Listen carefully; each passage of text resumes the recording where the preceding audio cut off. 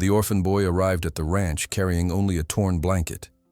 Everyone mocked him until the untamable stallion that had injured 3 trainers walked straight to him and bowed.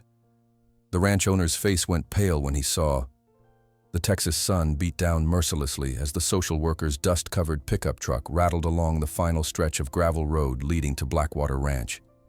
In the passenger seat, 12-year-old Elijah Matthews sat motionless, his thin fingers clutching a threadbare blanket, the only possession that had followed him through 7 years of temporary homes and state facilities. His gray eyes, focused somewhere beyond the windshield, rarely met those of anyone else. "Almost there, Elijah," the social worker said, her voice carrying the forced cheerfulness of someone who had delivered too many children to too many new beginnings. "Mr. Montgomery runs one of the largest ranches in Sweetwater. You'll learn lots of useful skills here." Elijah nodded silently. He had learned long ago that responding wasn't necessary. Adults rarely expected actual answers from him. They just wanted acknowledgement that he had heard them. The truck crested a small hill, revealing the sprawling Blackwater Ranch below. White fences stretching toward the horizon, massive barns, and a stately main house that looked like something from a movie. As they approached the main entrance, Elijah noticed 2 men watching their arrival. The taller one, dressed in expensive boots and a crisp white shirt despite the heat, stood with arms crossed. The other, weathered and tanned, wore the practical clothing of someone who actually worked with animals. "Remember what we discussed," the social worker said quietly as she parked. "This placement is part of the state's rural rehabilitation program. Mr. Montgomery has agreed to take you on, but you need to work hard and follow the rules. No incidents like in Austin, understand?" Elijah nodded again, his hand unconsciously moving to touch the thin scars that lined his arms. Some from the fire that took his parents when he was 5, others from the years that followed. The social worker's door opened first. "Mr. Montgomery, thank you for meeting us personally. This is Elijah Matthews." Harrison Montgomery didn't extend his hand as Elijah emerged from the truck, carrying only his frayed backpack and the blanket. The ranch owner's eyes performed a quick assessment, his mouth twisting slightly at the corners. "This here won't last a week, Chuck," Montgomery said to his foreman, not bothering to lower his voice. "Look at him. Strong wind might blow him clear to Oklahoma." Chuck, the weathered man, offered a non-committal grunt, his eyes kinder as they settled on Elijah. The social worker's smile tightened. "Elijah is stronger than he looks, Mr. Montgomery, and very good with animals, according to his file." "We'll see about that," Montgomery replied. He turned to Chuck. "Show him to the bunkhouse, the small one by the chicken coops. He can start with feeding and cleaning tomorrow at dawn." After signing forms and exchanging final instructions with Chuck, the social worker crouched before Elijah. "I'll check in next month," she said, her eyes betraying guilt at leaving him in this place. "You have my number if there's an emergency."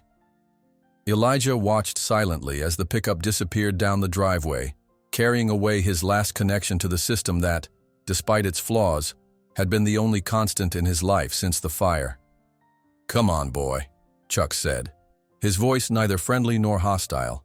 "I'll show you where you'll sleep." The small bunkhouse turned out to be little more than a glorified shed with a narrow bed, a 3-legged dresser, and a single window. It sat at the farthest edge of the working part of the ranch, close to the chicken coops, as Montgomery had mentioned. The proximity meant the air already carried the pungent smell of poultry. "Bathrooms in the main bunkhouse," Chuck explained, pointing to a larger building about 50 yards away. "Meals too. Breakfast at 5, lunch at noon, dinner at 7. Miss Annie, you go hungry." Elijah placed his backpack on the bed and carefully folded his blanket beside it. "Not much of a talker, are you?" Chuck asked, studying the boy. Elijah shrugged. "Don't usually have much worth saying, sir." The words came out in a strange, difficult-to-place accent, a linguistic quilt patched together from Mississippi, where he was born, Georgia, where he lived in his first foster home, Tennessee, Louisiana, and the other states that had temporarily housed him. Chuck's eyebrows rose slightly at the accent. "Well, actions speak louder anyway. Be at the main barn at 5 tomorrow morning. Ramirez will show you your duties." Left alone, Elijah sat on the edge of the bed, feeling its thin mattress sag beneath him, Through the small window, he could see the vast expanse of the ranch stretching toward the horizon. Beautiful and intimidating. He'd learned from experience that beautiful things were often the most dangerous. Dinner at the main bunkhouse was an uncomfortable affair. The long table was filled with ranch hands, all adults, all men, all eyeing the newcomer with mixtures of curiosity and dismissal. "So, you're Montgomery's new charity case?" one asked, a thick-armed man with a neck burned red by the sun. Elijah focused on his plate of beans and cornbread. "Just here to work, sir." Another cowboy laughed. "What's with that accent, boy? Can't figure if you're from Mississippi or the moon." "Bit of everywhere," Elijah answered quietly. $50 says he don't last till Sunday," the first man said to the table at large. "I'll take that bet," another replied, "but only 'cause I think he'll run off by Friday instead." The laughter that followed was punctuated by Chuck entering the room. The foreman didn't comment on the conversation, but his presence tamped down the most overt mockery. That night, lying on the thin mattress, Elijah stared through the small window at the stars. His father had taught him the constellations before the fire, on nights when they would camp in their small backyard in Mississippi. "See those 3 stars in a row?" his father would say. "That's Orion's belt." He was a hunter in the old stories.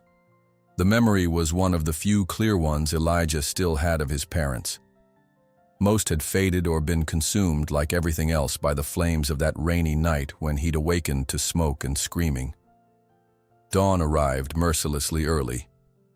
Elijah was at the main barn by 4:45, having skipped the bathroom in the main bunkhouse to avoid early encounters with the other workers. A slender woman with black hair pulled into a practical braid was already there, checking supplies. "You must be Elijah," she said, offering a smile that reached her eyes. "I'm Jessica Ramirez, the ranch veterinarian. Chuck asked me to get you started today." Her accent carried hints of her Mexican heritage, though softened by years in Texas. Something in the way she didn't immediately judge him made Elijah stand a little straighter. "First job is collecting eggs," she explained, handing him a shallow basket. "The hens can be temperamental, especially with strangers." At the chicken coop, Jessica demonstrated how to check the nesting boxes, carefully reaching beneath irritable hens to retrieve eggs. When it was Elijah's turn, he approached slowly, his movements deliberate and smooth. To Jessica's surprise, the normally agitated hens remained calm, some even shifting obligingly to reveal their eggs.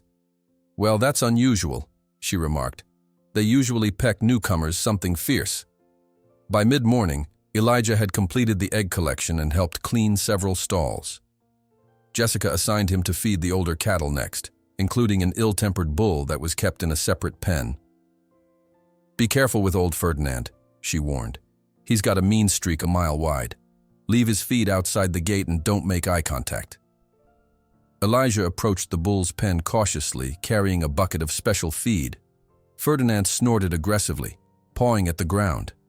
Instead of immediately dropping the food and retreating, Elijah paused, lowering his eyes slightly. Not in fear, but in a gesture almost like respect. "Just bringing your breakfast, sir," he said softly. To Jessica's astonishment, watching from a distance, the normally aggressive bull approached the fence calmly. Elijah carefully poured the feed into the trough that extended partially outside the pen. Ferdinand began eating without any of his usual threatening behavior. "That's the calmest I've seen that bull in months," Chuck commented, appearing beside Jessica. "Boy's got a touch with animals." Jessica nodded. "It's not just Ferdinand. The chickens, the barn cats, they all seem comfortable around him." Chuck seemed about to respond when Montgomery strode up, immaculate despite the dusty surroundings. "How's our problem child working out?" he asked Chuck, not acknowledging Jessica directly. "Doing fine, sir. Seems to have a way with the animals." Montgomery glanced toward Elijah, who was now moving on to his next task. "Chuck, I've seen 100 boys come through programs like this. There's nothing special about this one. He's just another troubled kid the state doesn't know what to do with." As the day progressed, Elijah worked steadily, speaking only when spoken to. The ranch hands largely ignored him, aside from occasional mocking comments about his size or accent. but word began to spread about his unusual effect on the animals. Did you see how he calmed down Ferdinand? Even those feral barn cats let him pet them. Chickens didn't raise a fuss when he collected eggs. That evening, during dinner, Elijah overheard snippets of conversation from the ranch hands at the far end of the table. Montgomery's got that new Mustang isolated in the east paddock. Thunder? That beast is the devil himself. Sent Rodrigo to the hospital last week. Montgomery says if Jenkins can't break him by the San Antonio rodeo, he's sending him to slaughter. Waste of 25 grand if you ask me. Elijah kept his head down, but his ears focused intently on their words. Later, lying in his bed, he couldn't stop thinking about the horse they'd mentioned.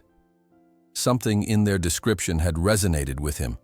An animal so feared and misunderstood that people only saw the danger, not what might lie beneath. Well after midnight, when the ranch had fallen silent, Elijah slipped from his bed. The full Texas moon provided enough light to navigate as he made his way across the property, guided by the cowboys' conversation about the east paddock. After 20 minutes of careful walking, he found it, a reinforced enclosure set apart from the other stables. Inside, barely visible in the moonlight, stood the largest horse Elijah had ever seen. Jet black with powerful muscles rippling beneath its coat, the Mustang paced restlessly. Even from a distance, Elijah could make out a long scar running down its left flank. The horse sensed his presence immediately, stopping its pacing to stare at the small human figure. Its ears pointed forward, muscles tensed, ready to charge the fence if needed. Elijah didn't approach further. Instead, he sat down cross-legged on the ground, several yards from the fence. For a long moment, boy and horse simply observed each other. Then, speaking just loud enough to be heard, Elijah began to talk. "My name's Elijah," he said. "I'm new here. Sounds like you are too." The Mustang remained frozen, watching. "See those stars up there?" Elijah continued, pointing upward. "My dad used to tell me stories about them. That one there, that's Orion. He was a hunter. Those 3 stars in a line are his belt." As Elijah spoke about the constellations, his voice soft and steady, a strange thing happened. The massive horse stopped pawing at the ground. Its ears remained forward, focused on the boy's voice. Though still alert and ready to defend itself, the aggression slowly drained from its posture. For nearly an hour, Elijah simply sat and talked to the horse, as if it were an old friend. He spoke about the stars, about Mississippi, about the rain the night of the fire. Words he rarely shared with humans flowed easily to this silent, watchful animal. Finally, aware that dawn would arrive all too soon, Elijah stood up slowly. "I should go back," he said, "but I'll come again if you don't mind." The Mustang, which the ranch hands had described as attacking any human who stayed near its paddock for more than a few minutes, simply watched as the boy turned to leave. It made no aggressive move, no attempt to charge the fence. It just observed, head slightly tilted, as if puzzled by this strange, small human who had done nothing but sit and talk.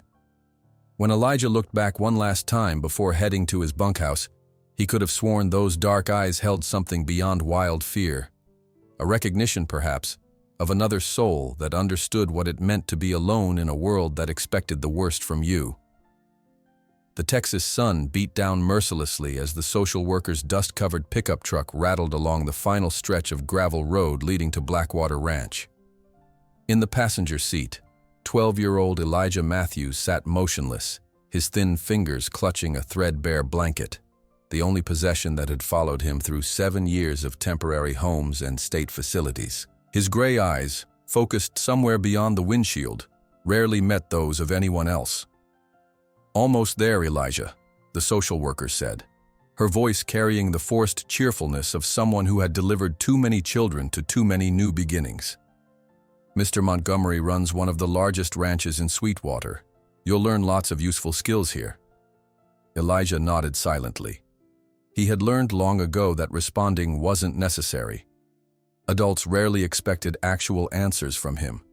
They just wanted acknowledgement that he had heard them. The truck crested a small hill, revealing the sprawling Blackwater Ranch below. white fences stretching toward the horizon, massive barns, and a stately main house that looked like something from a movie. As they approached the main entrance, Elijah noticed two men watching their arrival. The taller one, dressed in expensive boots and a crisp white shirt despite the heat, stood with arms crossed. The other, weathered and tanned, wore the practical clothing of someone who actually worked with animals. "Remember what we discussed," the social worker said quietly as she parked. "This placement is part of the state's rural rehabilitation program. Mr. Montgomery has agreed to take you on, but you need to work hard and follow the rules. No incidents like in Austin, understand?" Elijah nodded again, his hand unconsciously moving to touch the thin scars that lined his arms, some from the fire that took his parents when he was 5, others from the years that followed. The social worker's door opened first. "Mr. Montgomery, thank you for meeting us personally. This is Elijah Matthews." Harrison Montgomery didn't extend his hand as Elijah emerged from the truck, carrying only his frayed backpack and the blanket. The ranch owner's eyes performed a quick assessment, his mouth twisting slightly at the corners. "This one won't last a week, Chuck," Montgomery said to his foreman, not bothering to lower his voice. "Look at him. Strong wind might blow him clear to Oklahoma." Chuck, the weathered man, offered a non-committal grunt, his eyes kinder as they settled on Elijah. The social worker's smile tightened. "Elijah is stronger than he looks, Mr. Montgomery, and very good with animals, according to his file." "We'll see about that," Montgomery replied. He turned to Chuck. "Show him to the bunkhouse, the small one by the chicken coops. He can start with feeding and cleaning tomorrow at dawn." After signing forms and exchanging final instructions with Chuck, the social worker crouched before Elijah. "I'll check in next month," she said, her eyes betraying guilt at leaving him in this place. "You have my number if there's an emergency." Elijah watched silently as the pickup disappeared down the driveway, carrying away his last connection to the system that, despite its flaws, had been the only constant in his life since the fire. "Come on, boy," Chuck said, his voice neither friendly nor hostile. "I'll show you where you'll sleep." The small bunkhouse turned out to be little more than a glorified shed with a narrow bed, a three-legged dresser, and a single window. It sat at the farthest edge of the working part of the ranch, close to the chicken coops, as Montgomery had mentioned. The proximity meant the air already carried the pungent smell of poultry. "Bathrooms in the main bunkhouse," Chuck explained, pointing to a larger building about 50 yards away. "Meals too. Breakfast at 5, lunch at noon, dinner at 7. Miss any? You go hungry." Elijah placed his backpack on the bed and carefully folded his blanket beside it. "Not much of a talker, are you?" Chuck asked, studying the boy. Elijah shrugged. "Don't usually have much worth saying, sir." The words came out in a strange, difficult-to-place accent, a linguistic quilt patched together from Mississippi, where he was born, Georgia, where he lived in his first foster home, Tennessee, Louisiana, and the other states that had temporarily housed him. Chuck's eyebrows rose slightly at the accent.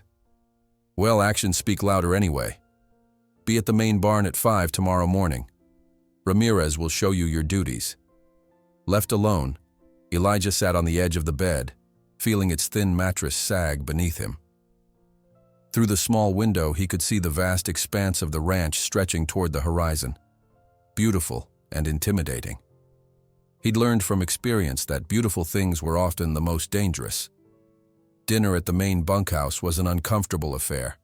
The long table was filled with ranch hands, all adults, all men, all eyeing the newcomer with mixtures of curiosity and dismissal. "So you're Montgomery's new charity case?" one asked, a thick-armed man with a neck burned red by the sun. Elijah focused on his plate of beans and cornbread. "Just here to work, sir."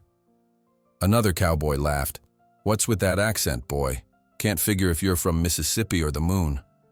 "Bit of everywhere," Elijah answered quietly. $50 says he don't last till Sunday," the first man said to the table at large. "I'll take that bet," another replied, "but only 'cause I think he'll run off by Friday instead." The laughter that followed was punctuated by Chuck entering the room. The foreman didn't comment on the conversation, but his presence tamped down the most overt mockery. That night, lying on the thin mattress, Elijah stared through the small window at the stars. His father had taught him the constellations before the fire, on nights when they would camp in their small backyard in Mississippi. "See those 3 stars in a row?" his father would say. "That's Orion's belt. He was a hunter in the old stories." The memory was one of the few clear ones Elijah still had of his parents. Most had faded or been consumed, like everything else, by the flames of that rainy night when he'd awakened to smoke and screaming. Dawn arrived mercilessly early. Elijah was at the main barn by 4:45, having skipped the bathroom in the main bunkhouse to avoid early encounters with the other workers. A slender woman with black hair pulled into a practical braid was already there, checking supplies. "You must be Elijah," she said, offering a smile that reached her eyes. "I'm Jessica Ramirez, the ranch veterinarian. Chuck asked me to get you started today." Her accent carried hints of her Mexican heritage, though softened by years in Texas. Something in the way she didn't immediately judge him made Elijah stand a little straighter. "First job is collecting eggs," she explained, handing him a shallow basket. "The hens can be temperamental, especially with strangers." At the chicken coop, Jessica demonstrated how to check the nesting boxes, carefully reaching beneath irritable hens to retrieve eggs. When it was Elijah's turn, he approached slowly, his movements deliberate and smooth. To Jessica's surprise, the normally agitated hens remained calm, some even shifting obligingly to reveal their eggs. "Well, that's unusual," she remarked. "They usually peck newcomers something fierce." By mid-morning, Elijah had completed the egg collection and helped clean several stalls. Jessica assigned him to feed the older cattle next, including an ill-tempered bull that was kept in a separate pen. "Be careful with old Ferdinand," she warned. "He's got a mean streak a mile wide. Leave his feet outside the gate and don't make eye contact." Elijah approached the bull's pen cautiously, carrying a bucket of special feed. Ferdinand snorted aggressively, pawing at the ground. Instead of immediately dropping the food and retreating, Elijah paused, lowering his eyes slightly. Not in fear, but in a gesture almost like respect. "Just bringing your breakfast, sir," he said softly. To Jessica's astonishment, watching from a distance, the normally aggressive bull approached the fence calmly. Elijah carefully poured the feed into the trough that extended partially outside the pen. Ferdinand began eating without any of his usual threatening behavior. "That's the calmest I've seen that bull in months," Chuck commented, appearing beside Jessica.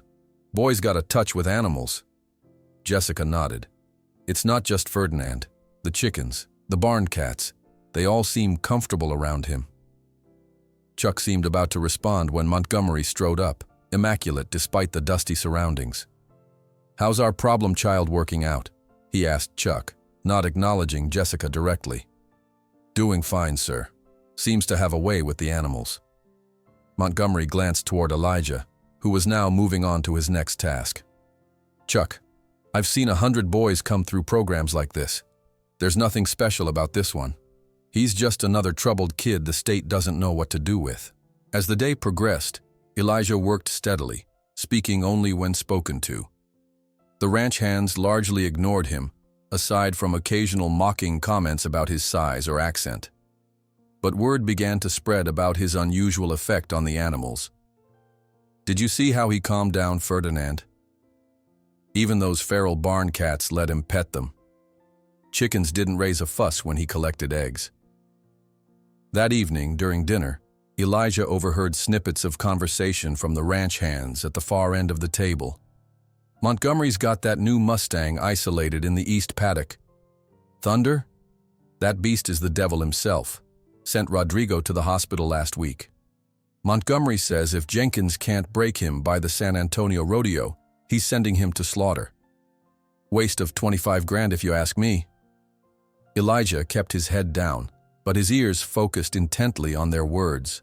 Later, lying in his bed, he couldn't stop thinking about the horse they'd mentioned. Something in their description had resonated with him. An animal so feared and misunderstood that people only saw the danger, not what might lie beneath. Well, after midnight, when the ranch had fallen silent, Elijah slipped from his bed.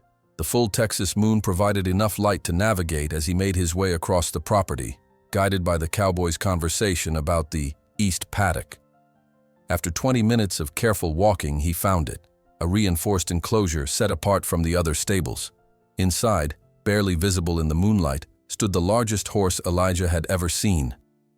Jet black with powerful muscles rippling beneath its coat, the Mustang paced restlessly. Even from a distance, Elijah could make out a long scar running down its left flank. The horse sensed his presence immediately, stopping its pacing to stare at the small human figure. Its ears pointed forward, muscles tensed, ready to charge the fence if needed. Elijah didn't approach further. Instead, he sat down cross-legged on the ground, several yards from the fence. For a long moment, boy and horse simply observed each other. Then, speaking just loudly enough to be heard, Elijah began to talk. "My name's Elijah," he said. "I'm new here. Sounds like you are too." The Mustang remained frozen, watching. "See those stars up there?" Elijah continued, pointing upward. "My dad used to tell me stories about them. That one there, that's Orion. He was a hunter. Those 3 stars in a line are his belt." As Elijah spoke about the constellations, his voice soft and steady, a strange thing happened. The massive horse stopped pawing at the ground. Its ears remained forward, focused on the boy's voice. Though still alert and ready to defend itself, the aggression slowly drained from its posture. For nearly an hour, Elijah simply sat and talked to the horse as if it were an old friend. He spoke about the stars, about Mississippi, about the rain, the night of the fire. Words he rarely shared with humans flowed easily to this silent, watchful animal. Finally, aware that dawn would arrive all too soon, Elijah stood up slowly. "I should go back," he said, "but I'll come again if you don't mind." The Mustang, which the ranch hands had described as attacking any human who stayed near its paddock for more than a few minutes, simply watched as the boy turned to leave. It made no aggressive move, no attempt to charge the fence. It just observed, head slightly tilted, as if puzzled by this strange, small human who had done nothing but sit and talk. When Elijah looked back one last time before heading to his bunkhouse, he could have sworn those dark eyes held something beyond wild fear. A recognition, perhaps, of another soul that understood what it meant to be alone in a world that expected the worst from you. The gray dawn light found Elijah already awake, his mind filled with thoughts of the black Mustang. Those eyes haunted him, wild yet somehow knowing, as if they had recognized something in Elijah that most humans missed. He rose quietly, determined to finish his chores early so he might have another chance to visit the isolated paddock. The ranch was stirring to life as Elijah made his way to the main barn. Cowboys trudged toward the stables, their breath visible in the cool morning air. He kept his head down, avoiding their gazes, already familiar with the weight of their judgment. "Early bird today, huh?" Jessica Ramirez greeted him with surprise. "Most boys your age need to be dragged out of bed." Elijah shrugged. "Don't sleep much anyway, ma'am." Jessica studied him for a moment, noting the shadows beneath his eyes. "Well, the early start means you can help with the feed deliveries before the morning roundup." As they loaded sacks of feed onto a small utility cart, Elijah's ears perked up at the sound of men gathering near the eastern side of the property. Their voices carried in the still morning air, loud, aggressive, punctuated by sharp commands and the crack of something that made Elijah's stomach tighten. "What's happening over there?" he asked, trying to sound casual. Jessica's expression darkened. "They're working with Thunder, the Mustang you probably heard about. Montgomery hired special trainers for him." Without waiting for permission, Elijah abandoned the feed cart and moved toward the sounds. Jessica called after him but followed rather than stopping him. They approached cautiously, staying behind a storage shed that offered a view of Thunder's paddock. The scene made Elijah's blood run cold. 5 cowboys surrounded the magnificent black horse, who was now trapped in the center of the enclosure by ropes from multiple directions. One man wielded a long whip, cracking it near Thunder's legs whenever the animal tried to move away. Another approached with a saddle, while the others maintained tension on the ropes. "Stay still, you devil!" shouted a muscular trainer as Thunder reared up in terror and rage. The Mustang's eyes were wide with fear, his powerful body gleaming with sweat despite the morning chill. Montgomery stood outside the fence, watching with cold calculation. "Jenkins, I'm not paying you to dance with him. Get that saddle on today, or I'll find someone who can." The trainer named Jenkins spat on the ground. "This one's fighting harder than most. Might need to try water restriction to weaken him a bit." Elijah's fists clenched involuntarily. He'd seen that same look of terror, the wild-eyed panic of a creature trapped with no way out, in his own reflection during the worst of his foster placements. "They're breaking him," Jessica whispered, her voice tight with controlled anger. "The old way. Pain, fear, exhaustion, until his spirit cracks." "But why?" Elijah asked, unable to look away from Thunder's desperate struggle.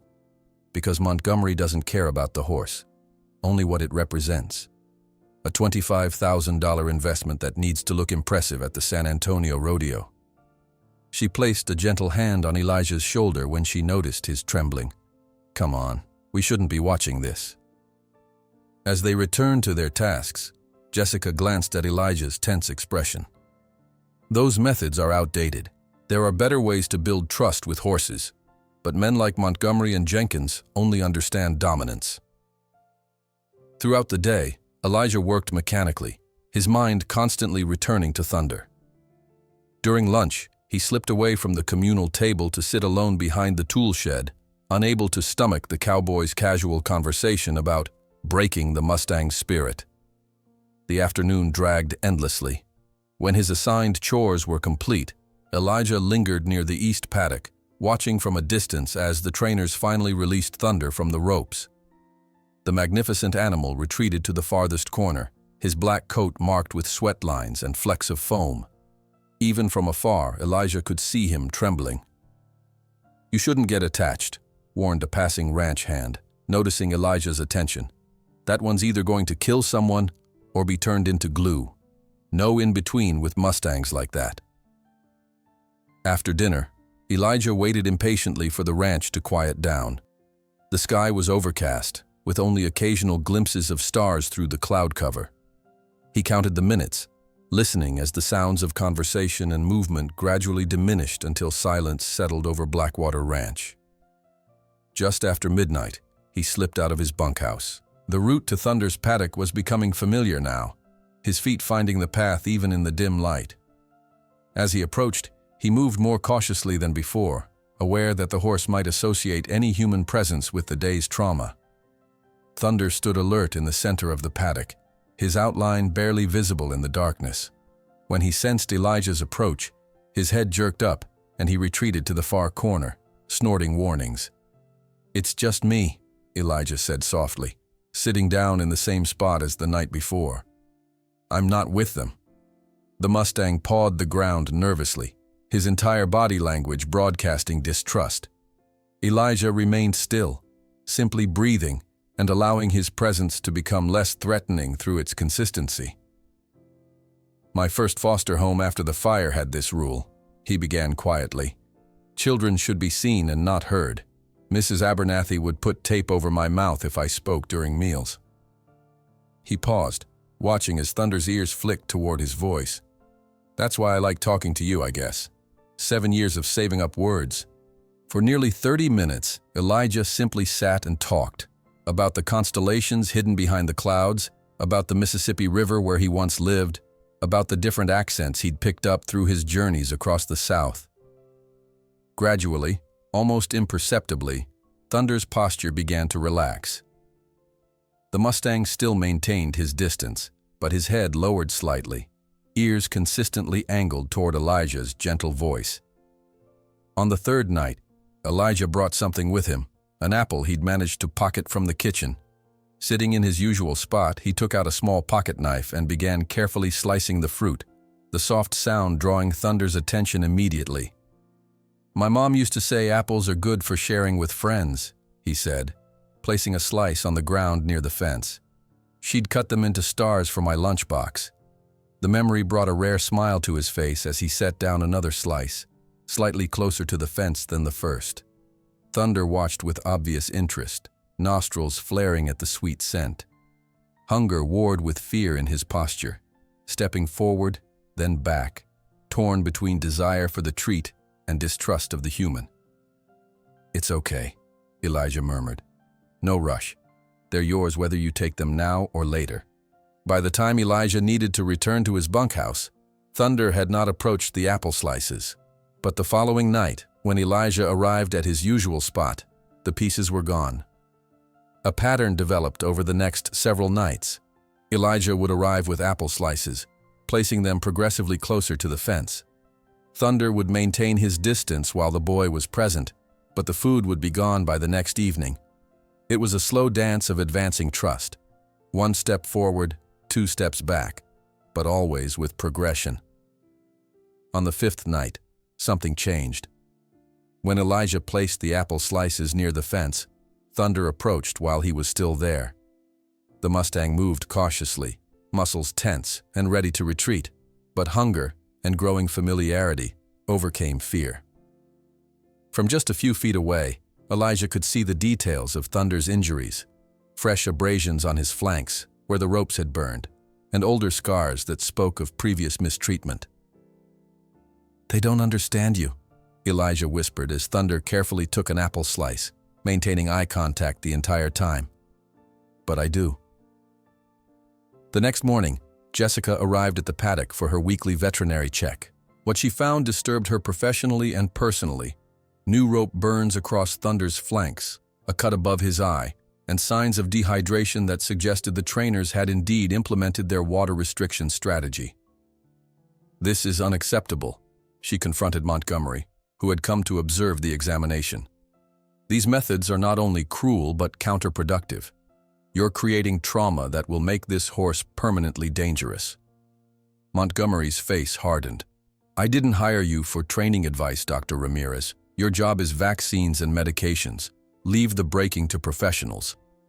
"These aren't professionals, they're bullies with lassos," Jessica retorted. "There are modern methods that what? Take months or years?" Montgomery cut her off. "I need this horse ready for San Antonio, not enrolled in horse therapy. Unless you want to find employment elsewhere, stick to your lane." As Jessica gathered her medical supplies, seething with suppressed anger, she noticed Elijah watching from behind a nearby shed. The boy quickly disappeared, but not before she caught the look of distress on his face. Later that afternoon, as Jessica was completing paperwork in her small office at the edge of the property, a soft knock interrupted her. Opening the door, she found Elijah standing nervously on her porch. "Is there something I can help you with?" she asked, surprised by his visit. Elijah shifted uncomfortably. "That Mustang, Thunder, will he be okay?" Jessica hesitated, weighing honesty against comfort. Physically, his injuries aren't severe, but mentally, traditional braking methods can cause lasting damage. Elijah nodded, as if confirming something he already understood. "I've been visiting him," he admitted suddenly. "At night, just sitting and talking. He took apple slices from me yesterday." Jessica's eyes widened. "You've been going into his paddock? Elijah, that's extremely dangerous. Thunder has already sent 3 men to the hospital." "No, ma'am. I stay outside the fence. I just sit and talk to him." "And he took food from your hand?" Jessica couldn't hide her astonishment. "Through the fence?" Elijah nodded. "He's not mean. He's just scared and hurt. Like..." He stopped himself. "Like you?" Jessica finished gently. The boy looked down, uncomfortable with the comparison, but not denying it. Jessica studied him thoughtfully. She'd seen Elijah's effect on the other animals around the ranch, the way even Ferdinand the bull responded to his quiet presence. There was something in his approach that bypassed animals' fear responses, something genuine that they recognized and respected. "Elijah," she said finally, "what you're doing is extraordinary." She glanced toward the main house, lowering her voice. "But Montgomery won't like it. If he finds out you're interfering with his valuable investment." She paused, her eyes lingering on the thin scars visible on Elijah's forearms when his sleeve rode up. In that moment, she made a decision that would alter all their paths. "What you're doing is extraordinary," she whispered after Elijah, trembling, confessed his nightly visits. "But Montgomery won't like it. If he discovers you're interfering with his valuable investment. She paused, looking at the scars on the boy's arms. Well, people like us need to be smarter than people like him. The veterinarian's words hung in the air between them. People like us need to be smarter than people like him. Elijah turned this phrase over in his mind as Jessica reached into her desk drawer and withdrew several small paperback books. Here, she said, placing them in his hands. Read these when you can. Understanding how horses think, their body language, their fears, what comforts them. It'll help you connect with Thunder. Elijah examined the books.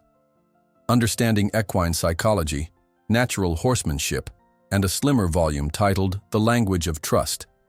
The weight of them felt significant in his hands, not just paper and ink, but pathways to something important. I'll study them, he promised solemnly. Jessica added a small paper bag to his collection. Carrots and apple slices.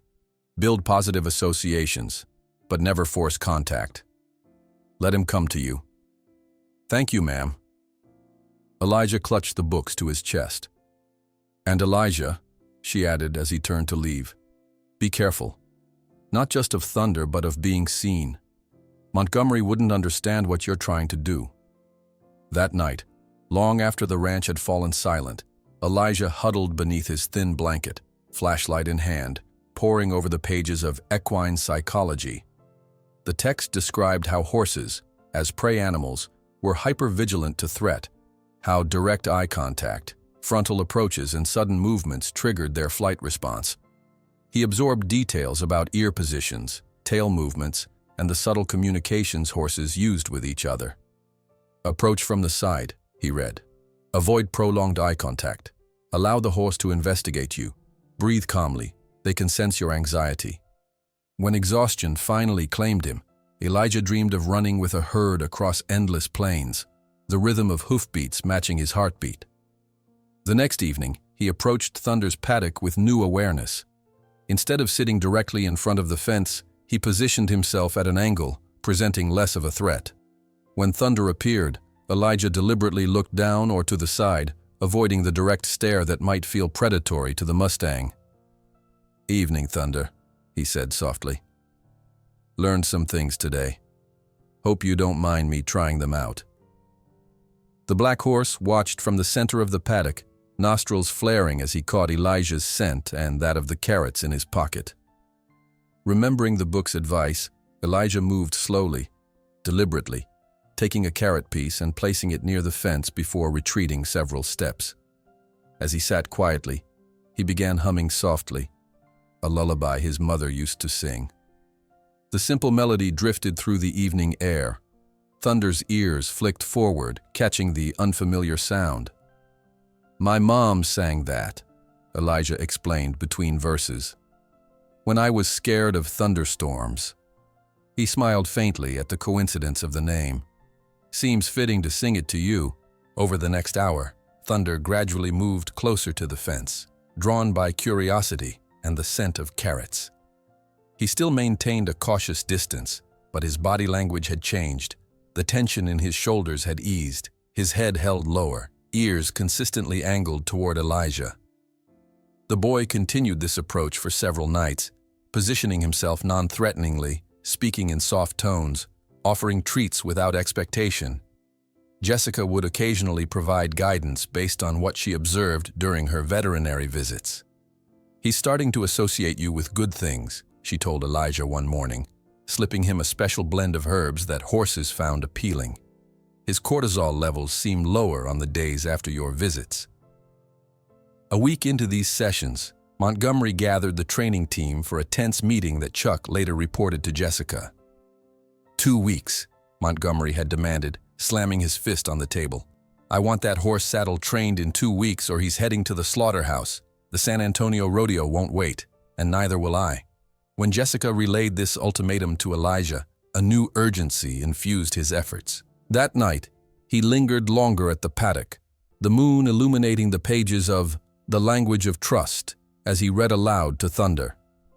Horses respond to patience and consistency, he read. Trust must be earned through millions of small moments of reliability. Thunder had moved progressively closer to the fence during the reading, now standing just a few feet away. Elijah continued reading, his voice steady and calm, until he sensed the Mustang's attention directly before him. Looking up slowly, he found himself staring into Thunder's dark eyes through the fence rails. The moment stretched between them, boy and horse, both survivors of trauma, both wary of quick movements and loud voices, both experts in reading the subtle signals that preceded pain. Something passed between them in that silent exchange, a recognition perhaps, or the first thread of trust being spun. Slowly, with deliberate care, Elijah raised his hand, palm open, and extended it toward the fence. Thunder snorted softly, shifting his weight backward. A moment of indecision. Elijah held perfectly still, not even breathing, as the Mustang considered this invitation. Then, in a moment Elijah would carry forever, Thunder extended his muzzle through the fence rails and touched the boy's palm with his velvet nose. The contact lasted only seconds before Thunder retreated, but the significance overwhelmed Elijah. His vision blurred with unexpected tears.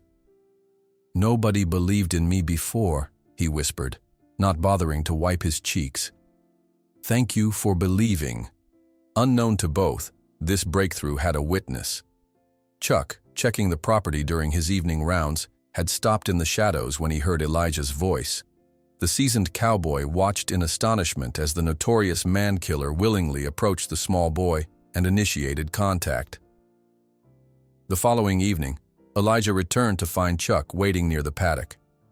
The boy froze, certain he was about to be reported to Montgomery. Instead, Chuck simply nodded toward Thunder. "My grandfather was Comanche," he said without preamble. "He said horses can see inside a man's soul. Seems this one likes what he sees in you." Elijah remained silent, unsure how to respond. "Montgomery's trainers haven't made an inch of progress," Chuck continued. "That horse fights them like the devil himself, but he comes to you like an old friend." He studied Elijah thoughtfully. "My grandfather would say you have medicine for horses. I just talked to him," Elijah said softly. "And listen, I guess." Chuck nodded as if this made perfect sense. "I'll adjust your chore schedule. If you finish the stalls before lunch, your afternoons are free. Just don't tell anyone why." This unexpected alliance allowed Elijah more time with Thunder. The Mustang now approached the fence regularly when the boy arrived, accepting treats directly from his hand. Sometimes they would simply stand in companionable silence, Thunder's massive head lowered near Elijah's shoulder, separated only by the wooden rails. Jessica provided brushes, and soon Elijah was able to reach through the fence to gently groom Thunder's neck, always respecting the Mustang's boundaries, always allowing him to retreat if he chose. She also supplied healing salve for the abrasions left by the trainer's ropes, which Elijah carefully applied to areas Thunder would allow him to touch. Progress continued steadily until nature intervened.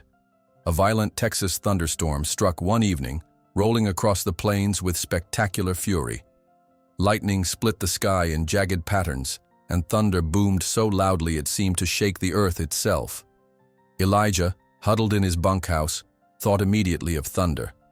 The Mustang's paddock offered minimal shelter, and storms often triggered panic in horses.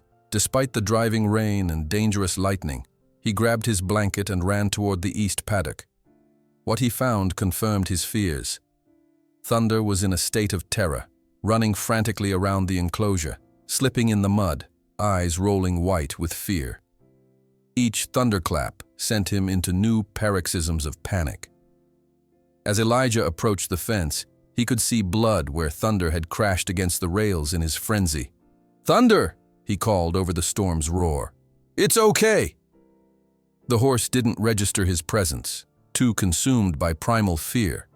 Elijah realized that calling from outside would never break through the Mustang's panic. In that moment, he made a decision that defied all caution and sense. He slipped between the fence rails into the paddock. Inside, the danger became immediately apparent. A panicked horse could easily trample him without even realizing it. Elijah pressed himself against the fence, making himself as small as possible. Rather than approaching Thunder, He slid down to sit in the muddy corner of the paddock, drenched within seconds by the pounding rain. "It's just noise," he called softly, attempting to project calm he didn't feel. "Just clouds talking to each other." Thunder continued circling frantically, oblivious to the boy's presence. Elijah, remembering how his mother would comfort him during storms, began to sing. The simple lullaby barely carried above the tempest, but he sang it over and over, his young voice a thread of stability in the chaos. Gradually, almost imperceptibly, Thunder's circuits of the paddock began to acknowledge Elijah's corner. The Mustang would glance his way between thunderclaps, registering the familiar presence. Elijah continued singing, hour after hour, as the storm slowly moved eastward and the worst of the thunder faded. By the time the rain had softened to a gentle patter, Thunder had stopped running. He stood in the center of the paddock, sides heaving, mud splattered and exhausted. Elijah, equally drenched and weary, continued his quiet song. With delicate care, Thunder finally approached the corner where Elijah sat. The boy remained perfectly still as the massive horse lowered his head, nostrils flaring to take in the familiar scent. Elijah's singing faded to a whisper, then to silence, as Thunder moved closer still. In a moment of profound trust, the Mustang lowered himself to the muddy ground near Elijah, close enough that the boy could feel the heat radiating from his massive body. They remained like that through the storm's final murmurs, the small boy with his back against the fence, the powerful horse lying nearby, both finding comfort in the other's presence. When dawn arrived with clear skies, Chuck came to check for storm damage across the ranch. What he found at Thunder's paddock left him momentarily speechless. Elijah asleep against the fence inside the enclosure, mud-covered and drenched, and Thunder lying peacefully beside him like a guardian, the first human the Mustang had allowed this close without showing any aggression. Chuck stood transfixed at the paddock gate, his weathered hand frozen on the latch. The scene before him defied everything he knew about wild Mustangs, especially one with Thunder's reputation. When the foreman finally found his voice, it emerged as a whisper. "Lord have mercy." The sound roused Elijah, who blinked awake in the early morning light. For a moment, disorientation clouded his features as he registered his mud-soaked clothes and the massive horse still lying beside him. Then awareness returned, along with the instinctive fear of punishment. "I can explain," he began, struggling to his feet, his muscles stiff from the night spent on the hard ground. Chuck raised a hand, silencing him. "No need, boy. I've got eyes." The foreman glanced around to ensure they were alone. "Better get out of there before anyone else comes around, and get cleaned up before breakfast." Thunder rose as Elijah moved, shaking himself like a dog. The Mustang's midnight coat was splattered with mud, but his eyes were clear and calm, a stark contrast to the wild terror of the previous night. He was scared of the storm, Elijah explained as he carefully slipped through the fence rails. Just needed someone to stay with him. Chuck nodded slowly. "My grandfather would say that horse has chosen you." He hesitated, then added, "But Montgomery wouldn't understand that kind of thinking." Word of what Chuck had witnessed spread quickly among the ranch hands, though in hushed conversations away from Montgomery's presence. By midday, Elijah noticed the change in how the cowboys regarded him.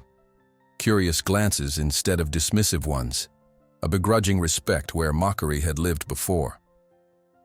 "Heard you spent the night with the devil horse," one ranch hand commented during lunch, not unkindly. "And still have all your limbs." "He's not a devil," Elijah replied quietly. "Just hurt and confused." The ranch hand exchanged glances with his companions. "If you say so, kid."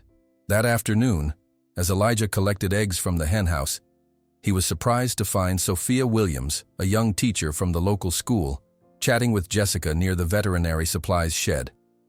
The two women fell silent as he approached. "Elijah," Jessica called, waving him over. "I'd like you to meet my friend Sophia. She teaches at Sweetwater Elementary." Sophia extended her hand, her smile genuine. "Jessica's told me about your gift with animals. especially a certain black Mustang. Elijah shifted uncomfortably, glancing at Jessica with uncertainty. "It's okay," the veterinarian assured him. "Sophia can be trusted. She's interested in what you're doing with Thunder." "I'm not doing much," Elijah mumbled. "Just talking to him." "That's not what Jessica tells me," Sophia replied. "She says you've accomplished more in 2 weeks than professional trainers have in months." Jessica nodded encouragingly. "I thought Sophia should see for herself. This isn't just about a horse, Elijah. It's about how scars recognize scars." The women followed Elijah at a distance as he completed his chores, then made his way to Thunder's paddock. The Mustang was grazing at the far end, but looked up immediately as Elijah approached. With a soft, nickering sound that surprised both women, Thunder trotted to the fence. "Hey, buddy," Elijah greeted him, reaching through the rails to stroke the horse's nose. "Brought some friends today." Thunder's ears flicked forward, assessing the newcomers with caution, but not fear. He remained at the fence, allowing Elijah to run a brush along his neck and shoulders through the rails. "Remarkable," Sophia whispered to Jessica. "The connection between them is almost tangible." "It's what happens when someone sees past behavior to the pain beneath," Jessica replied. "Something most humans fail at miserably."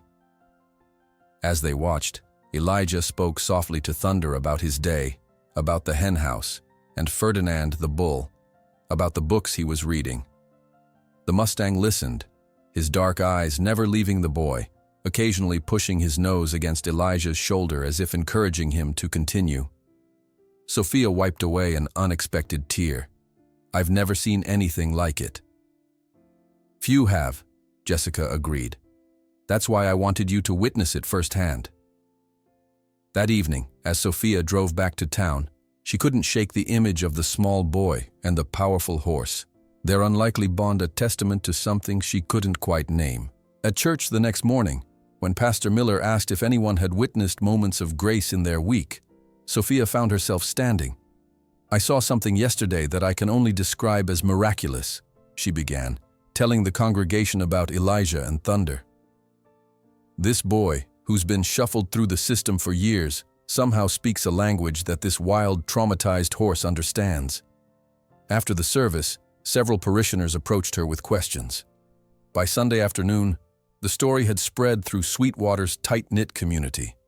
Monday brought curious calls to Jessica's veterinary office, and by Tuesday, small groups of locals began appearing at the ranch's periphery, hoping for a glimpse of the boy who could tame a wild Mustang with nothing but patience and understanding. Meanwhile, Elijah's bond with Thunder strengthened daily. The Mustang now greeted him with soft, nickering sounds reserved only for the boy. Jessica provided special brushes designed for sensitive areas, and Thunder gradually allowed Elijah to groom his entire body through the fence, including his legs, a significant milestone of trust for any horse. "He's beginning to see you as part of his herd," Jessica explained one afternoon, watching their interaction. "That's extraordinarily rare with a Mustang, especially one that's experienced trauma." As days passed, small groups of onlookers became a regular feature at the eastern edge of the ranch property, maintaining a respectful distance but clearly there to witness what they'd heard about. A retired horse trainer, the librarian and her grandchildren, several families from Pastor Miller's congregation. They came quietly, watched in reverent silence, and left with expressions of wonder. Elijah, initially uncomfortable with the attention, gradually accepted their presence as he focused on Thunder. The Mustang, however, grew visibly tense when strangers appeared, retreating from the fence until only Elijah remained. "He still doesn't trust most people," Elijah explained to Jessica. "Can't blame him, considering. Trust takes time," she agreed, "especially when it's been broken repeatedly." For nearly 3 weeks, this delicate balance held. Montgomery occupied with business in Houston, the training team frustrated but still employed, and Elijah's connection with Thunder deepening under Jessica's guidance and Chuck's protective schedule adjustments. Then Montgomery returned unexpectedly. His black Cadillac rolled into the ranch one Thursday afternoon, kicking up dust as it braked hard near the main house. From the hen house, Elijah watched the ranch owner emerge, his face set in hard lines as Chuck approached to greet him. "Something's wrong," Elijah murmured to himself, his stomach knotting with familiar dread. He was collecting the last eggs when he heard Montgomery's voice booming across the yard. "What the hell is going on at my ranch, Chuck? I've got people in Houston asking me about some miracle horse whisperer boy." Elijah froze, his hand still beneath a nesting hen. Through the henhouse window, he could see Montgomery gesturing angrily toward the eastern paddock, where a small group of visitors stood observing from a distance. "Sir, I can explain," Chuck began. "And why are there civilians on my property?" Montgomery continued, cutting him off. "This is a working ranch, not a goddamn petting zoo." Elijah carefully set down his basket of eggs and slipped out the back door of the henhouse. Moving quickly through the shadows of the outbuildings, he made his way to Thunder's paddock, where Jessica was already dispersing the small group of onlookers. "Mr. Montgomery has returned," she explained to them quietly. "It would be best if you left now." As the visitors reluctantly departed, Elijah pressed himself against the side of a feed shed, heart racing. Thunder, sensing his distress from the paddock, began pacing nervously, his ears pricked toward Elijah's hiding spot. "It was only a matter of time," Jessica said when she spotted him. "Someone must have mentioned it to Montgomery in Houston." Before Elijah could respond, heavy footsteps approached. Montgomery rounded the corner, Chuck and two ranch hands following behind him. "So this is where my problem has been brewing," Montgomery said, his cold gaze falling on Elijah. His eyes narrowed further when he noticed Jessica. "I should have known you'd be involved, Dr. Ramirez." "Mr. Montgomery," Jessica began evenly, "Elijah has made remarkable progress with Thunder using natural horsemanship techniques. If you'd just—" "Natural horsemanship?" Montgomery sneered. "I'm paying professional trainers good money to prepare this horse for San Antonio, and you've been letting a 12-year-old boy play horse whisperer behind my back." In the paddock, Thunder had moved to the fence closest to Elijah, watching Montgomery with alert wariness. "The boy is interfering with my investment," Montgomery continued, pointing an accusatory finger at Elijah. "And you're enabling him, Doctor." Elijah stepped forward despite his fear. "Please, sir, I'm not hurting Thunder. I'm just helping him trust people." Montgomery's expression darkened further. "That animal isn't a pet, boy. It's $25,000 of my money that needs to perform at San Antonio." He turned to Chuck. "I want a new lock on this paddock by sundown, and build the fence higher, at least 8 feet. "Sir," Chuck protested, "the boy has a way with— I don't care if he can make that horse tap dance." Montgomery's voice rose sharply. "This is my ranch, my horse, my rules." He turned back to Elijah, looming over the boy. "This is the last time you interfere in my business. You are expressly forbidden from approaching this paddock again. That clear?" Elijah's throat tightened. "But Thunder needs— That animal is worth more than you'll ever be, boy," Montgomery hissed. "If I catch you near him again, I'll have the state services on the phone so fast your head will spin. Understand?" The threat of being sent away, back into the system, to another temporary home or worse, a group facility, silenced Elijah more effectively than any shout could have. He nodded, unable to speak past the knot in his throat. "Good." Montgomery turned to the ranch hands. "Start the fence upgrades now, and tell Jenkins I want to see results by next week, or his team is fired."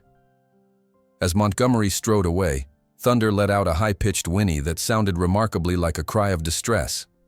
Elijah moved instinctively toward the fence, but Jessica caught his arm. "Not now," she whispered. "He's watching." Over the next 2 days, Elijah could only observe from a distance as workers heightened the fence around Thunder's paddock and installed a heavy padlock on the gate. The Mustang grew increasingly agitated, pacing and calling out whenever he caught sight of Elijah. The trainers returned with renewed determination, their methods seemingly harsher than before. From his bunkhouse window each night, Elijah could hear Thunder's distressed neighing. The sound haunted him, made sleep impossible.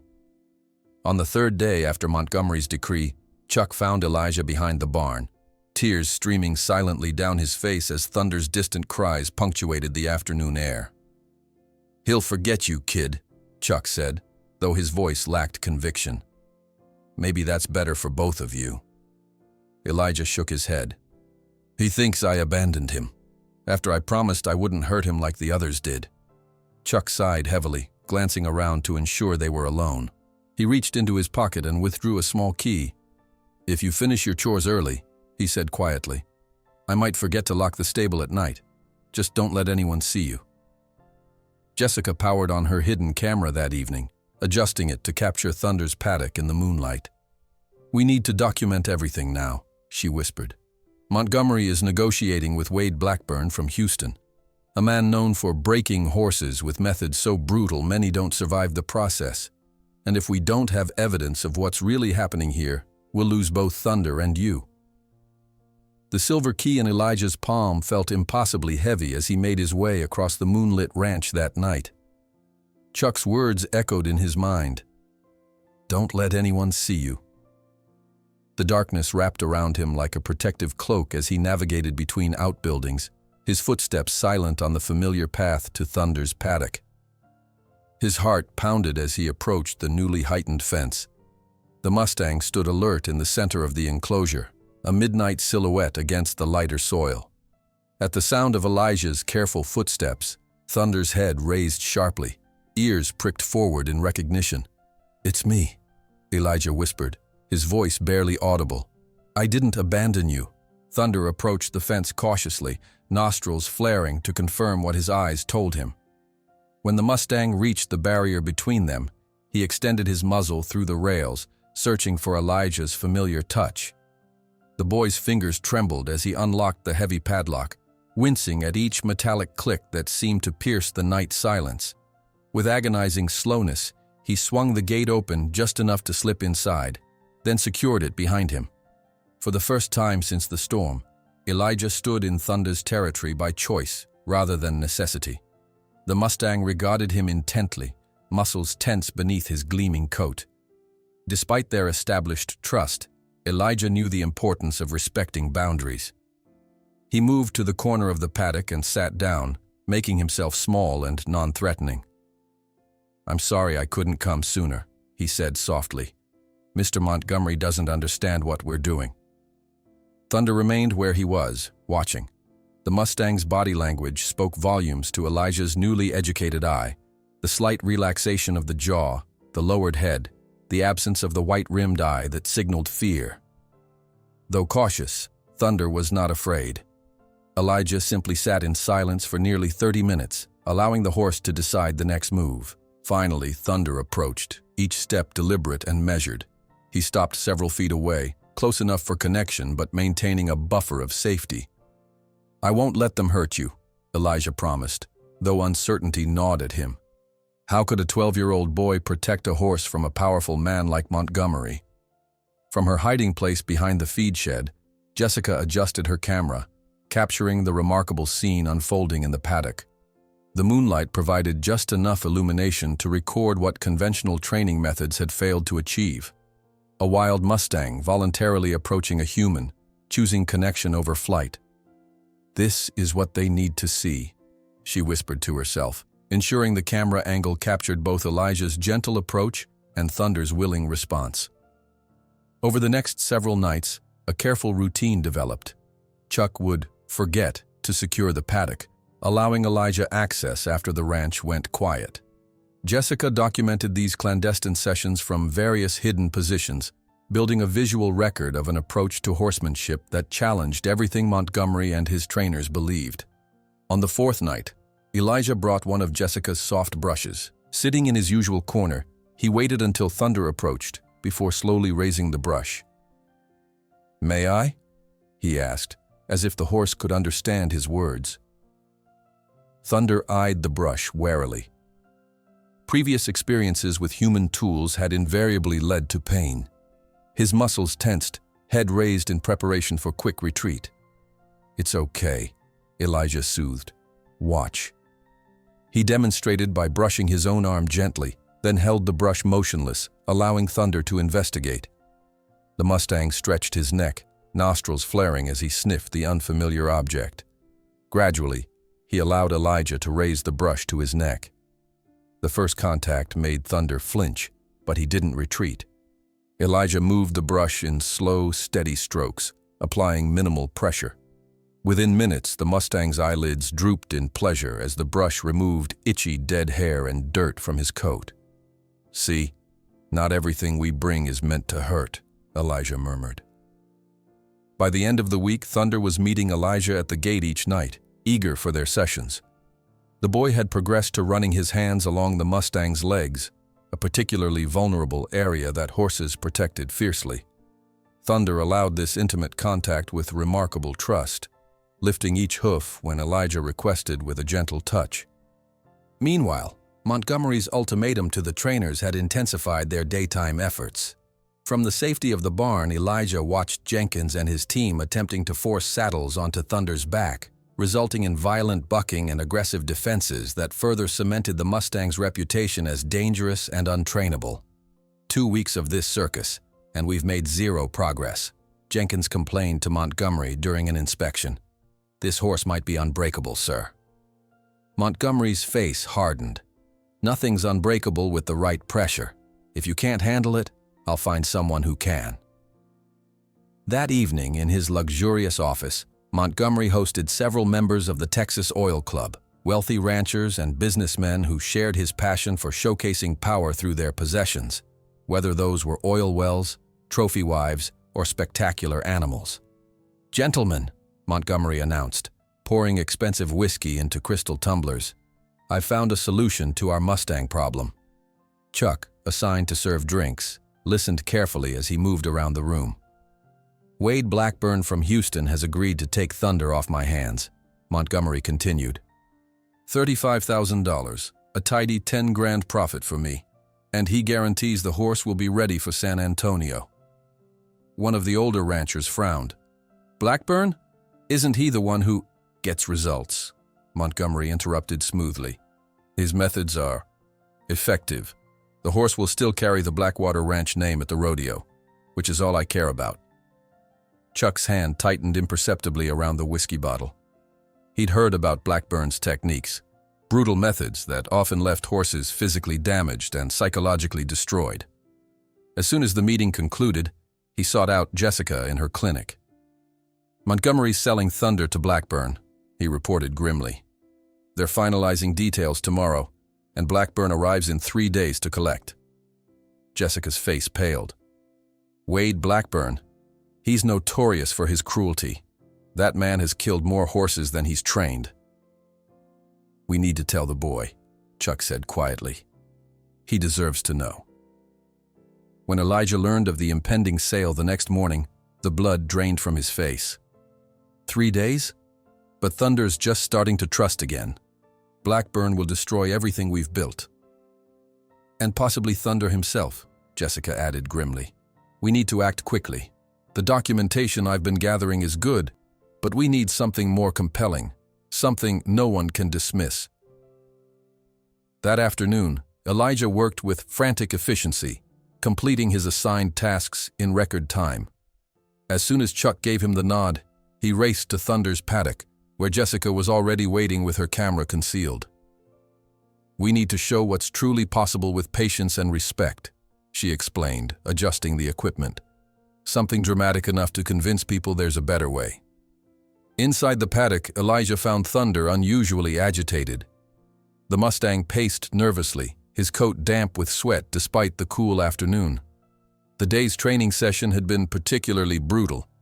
Jenkins, desperate to show progress before being replaced, had used increasingly harsh methods. "He's hurting," Elijah said, noticing the fresh rope burns on Thunder's flanks. "Jessica, do you have that salve?" She passed a small container through the fence. "Be careful. He might associate touch with pain right now." Elijah approached Thunder with extreme caution, speaking in low, soothing tones. "I know they hurt you today. I'm sorry. I want to help." The Mustang snorted, tossing his head in agitation. His trust had been severely tested. The pain inflicted by humans during the day conflicting with the gentleness offered by this one small human at night. For nearly an hour, Elijah simply sat in the center of the paddock, occasionally speaking but mostly remaining silent, allowing his calm presence to remind Thunder of their established bond. Gradually, the Mustang's pacing slowed. He began making cautious approaches, circling Elijah at a distance that decreased with each pass. "That's it," Elijah encouraged softly. "Remember who I am. Remember we're friends." When Thunder finally came close enough to touch, Elijah slowly raised his hand with the healing salve. "This might feel cold, but it will help the burns." The Mustang flinched at the first contact, but held his ground, trembling slightly as Elijah gently applied the medication to the raw areas. Jessica captured every moment, the camera recording Thunder's remarkable ability to differentiate between humans who caused pain and the one who offered relief. As darkness fell, Elijah made a decision. From his pocket, he withdrew a lightweight cloth that Jessica had provided, a small horse blanket designed for initial saddle training. "We need to show them what's possible," he said to Thunder, holding the cloth for the horse to inspect. "Will you trust me that far?" The Mustang sniffed the cloth cautiously, ears flicking back and forth as he assessed this new object. Unlike the heavy saddles the trainers had tried to force onto him, this soft material carried no associations with pain or restraint. "It's just like the brush," Elijah explained, running the cloth along his own arm first. "See? Doesn't hurt." With infinite patience, he began by simply touching the cloth to Thunder's shoulder, then immediately removing it. He repeated this process dozens of times, gradually extending the duration of contact. Thunder remained tense but didn't retreat, a stark contrast to his violent rejection of the trainer's equipment. After 2 hours of careful work, the breakthrough came. Thunder allowed Elijah to drape the cloth briefly across his back without bucking or pulling away. Though the contact lasted only seconds before Elijah removed it, the significance was enormous. "Good boy," Elijah whispered, his voice thick with emotion. "You're the bravest horse in Texas." For the next 2 nights, Elijah focused exclusively on acclimating Thunder to the cloth, gradually increasing the time it remained on his back. Jessica documented every session, building a compelling visual narrative of progress achieved through respect rather than force. On the 3rd night, the final evening before Blackburn's scheduled arrival, the full moon bathed the paddock in silver light. Jessica had positioned multiple cameras to capture what they hoped would be the ultimate demonstration of Thunder's transformation. Elijah entered the paddock with the cloth and a simple rope halter that Jessica had provided. Thunder greeted him with a soft, nickering sound that he reserved only for the boy, lowering his head to accept the halter without resistance. "Tonight's important, buddy," Elijah said softly, stroking the Mustang's glossy neck. "We need to show them who you really are." After their usual warm-up routine of gentle grooming, Elijah placed the cloth on Thunder's back. The Mustang stood calmly, no longer concerned by the light weight or unfamiliar texture. Taking a deep breath, Elijah moved to Thunder's side. "Trust me," he whispered, placing one hand on the cloth and the other on Thunder's withers. With gentle pressure, Elijah raised himself slightly, testing Thunder's reaction. The Mustang shifted his weight but remained steady. Encouraged, Elijah continued the upward movement until he was balancing his weight against Thunder's side. From her hiding place, Jessica held her breath. What Elijah was attempting would normally take weeks or months of training with a domesticated horse, let alone a wild Mustang with Thunder's history of trauma. With one fluid motion born of instinct rather than experience, Elijah swung his leg over Thunder's back and settled gently onto the cloth. The Mustang froze, processing this new sensation of weight. For a heart-stopping moment, Jessica feared he would explode into panic. Instead, Thunder turned his head to look at Elijah, dark eyes meeting gray ones in silent communication. The boy remained perfectly still, speaking softly, allowing the horse to adjust to this new development in their relationship. "It's just me," Elijah assured him, still the same friend. Slowly, deliberately, Thunder took a single step forward, then another. Elijah maintained his balance, moving with the horse's motion rather than against it. Without reins or saddle, Using only his voice and the lightest pressure of his legs, he guided Thunder in a small circle around the paddock. "This is revolutionary," Chuck whispered, having joined Jessica to witness the moment. "I've never seen anything like it." As Thunder completed the circuit, moving with increasing confidence beneath his young rider, Jessica wiped tears from her eyes. "Neither have most people," she replied, ensuring the cameras captured every second. "But Montgomery just received a $10,000 deposit from Blackburn. He'll never cancel this sale unless something much more valuable is at stake." Dawn arrived with a peculiar heaviness as Jessica packed away her cameras. The footage they'd captured of Elijah riding Thunder bareback, using nothing but voice commands and the gentlest touch, felt like both victory and burden. Evidence this compelling deserved to be seen, yet using it meant openly defying Montgomery, a man whose vindictive nature was legendary throughout Sweetwater County. "We have less than 24 hours, she told Elijah as he slipped from Thunder's paddock. "Blackburn arrives tomorrow afternoon to finalize the sale." The boy's face, already thin, seemed to hollow further at her words. "What can we do? Mr. Montgomery won't listen to me." "Maybe not to you alone," Jessica agreed. "But if others saw what Thunder is capable of with the right approach." She let the thought hang between them as she carefully stored the memory card containing their precious footage. Back in his bunkhouse, exhaustion pulled at Elijah's limbs, but sleep remained elusive. He stared at the ceiling, mind racing through possibilities, each one ending at the same insurmountable wall: Montgomery's absolute authority over both Thunder's fate and his own precarious position at Blackwater Ranch. Morning brought no clarity, only the dread of counting down hours. As Elijah mechanically performed his chores, he found himself taking mental photographs of the ranch, the way the rising sun gilded the edges of the barn roof, how the chickens bustled importantly around their coop, the distant silhouette of Thunder's paddock against the eastern sky. Everything felt like a goodbye. His reverie was interrupted by Jessica's urgent approach shortly after breakfast. She pulled him behind the feed shed, eyes bright with determined energy. "I've been making calls since dawn," she whispered. "Sophia is mobilizing people from town, families from her school, members from Pastor Miller's congregation. Chuck is coordinating with the ranch hands who've seen your work with Thunder." Elijah blinked, struggling to follow. "For what?" "A demonstration. Tonight, when Montgomery leaves for his investment dinner in Sweetwater." Jessica squeezed his shoulder. "If we can show enough influential people what you've accomplished with Thunder, create enough public support—" "Mr. Montgomery doesn't care what people think," Elijah countered, the weight of experience in his voice. "People with power rarely did." "Perhaps not about most things," Jessica acknowledged, "but his reputation in business circles, the opinion of potential investors, those matter very much to a man like Harrison Montgomery." Throughout the day, Elijah caught glimpses of Jessica and Chuck in hurried conversations, of ranch hands exchanging significant glances, of unusual vehicle activity along the distant ranch road. Something was building, gathering like the electrical charge before a storm. By late afternoon, Montgomery emerged from the main house in his tailored suit, heading toward his waiting Cadillac. Chuck approached him with clipboard in hand, seemingly reviewing ranch business.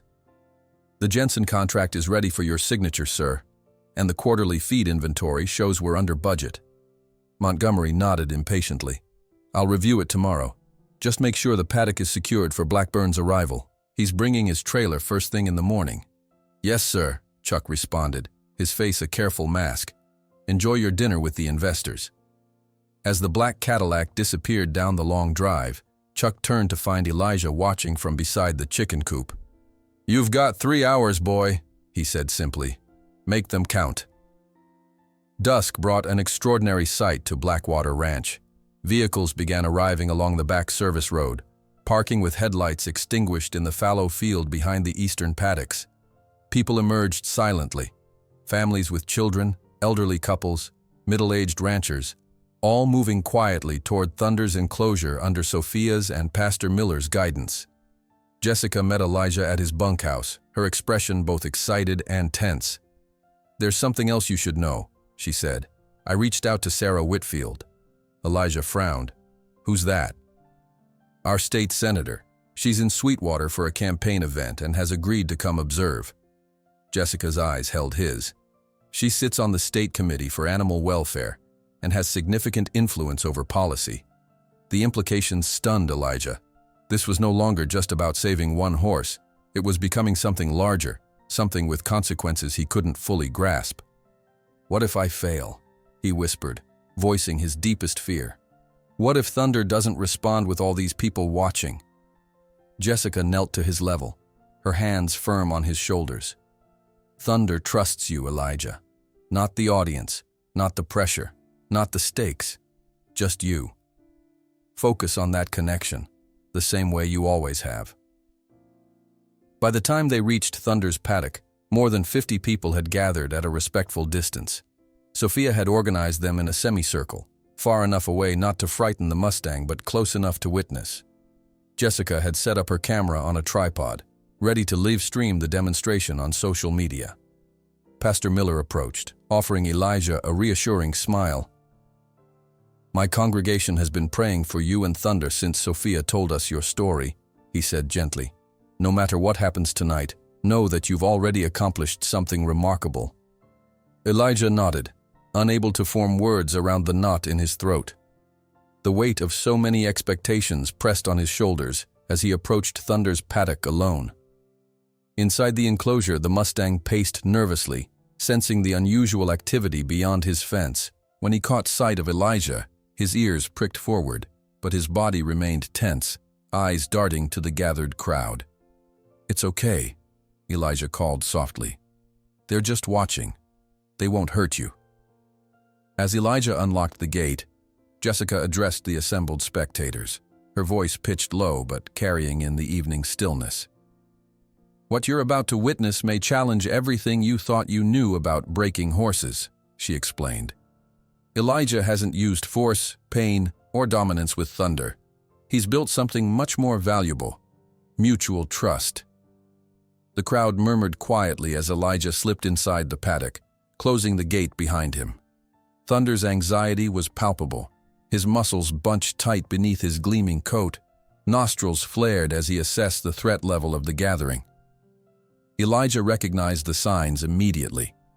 Thunder was teetering on the edge of fight or flight, the presence of so many humans triggering deep survival instincts. This was not the controlled environment of their nighttime sessions. One wrong move could undo everything they'd built. Instead of approaching the horse, Elijah did something that surprised the onlookers. He sat down cross-legged in the center of the paddock, made himself small, and began to hum softly, the same lullaby he'd sung during the thunderstorm. The crowd watched in confused silence. Some exchanged skeptical glances. This was not the dramatic demonstration they had expected.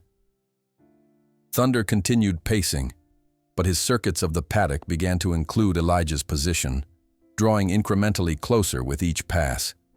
The boy remained motionless, except for the gentle rise and fall of his chest, his humming a continuous thread of familiar comfort in a situation filled with unfamiliar tension. Minutes stretched into a quarter hour. Some spectators shifted restlessly. A few whispered questions to Jessica, who merely raised a finger to her lips, urging patience. Then, in a moment that rippled through the watching crowd, Thunder stopped pacing. He stood 20 feet from Elijah, head lowered slightly, ears focused entirely on the boy. The Mustang's breathing had slowed, his tail no longer swishing with agitation. Elijah raised his eyes to meet Thunder's gaze. "It's just us," he said, his voice carrying in the hushed silence. "Just like always." He extended his hand, palm up, not reaching toward the horse but offering an invitation.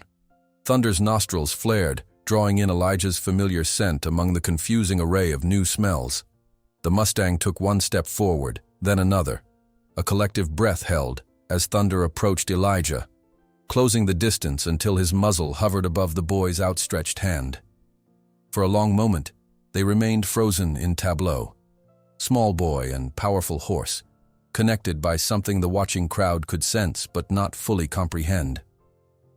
Then, Thunder lowered his head and pressed his muzzle into Elijah's palm. A soft gasp rose from the spectators. Jessica's camera captured the moment as Elijah slowly rose to his feet, maintaining contact with Thunder, who remained calm despite the movement. "Good boy," the audience heard Elijah whisper. "These people are here to help us." With slow, deliberate movements, Elijah began to demonstrate everything they had accomplished together, Thunder allowing his ears to be touched, accepting the light blanket on his back, lifting his hooves on request. Each action showcased a level of trust that professional trainers had deemed impossible with this particular Mustang. The culmination came when Elijah, using only the simple rope halter, guided Thunder in a complete circuit of the paddock before stopping near the fence where Jessica stood with her camera. "What you're seeing," she narrated for both the live audience and her social media stream, "is not submission achieved through fear. This is partnership built through respect and patience." A slender woman in a tailored blazer stepped forward from the edge of the crowd, Senator Sarah Whitfield, her expression one of thoughtful assessment. "Young man," she called to Elijah, "would you be willing to demonstrate riding Thunder? I understand from Dr. Ramirez that you've accomplished this without traditional equipment." Elijah looked to Thunder, reading the Mustang's body language.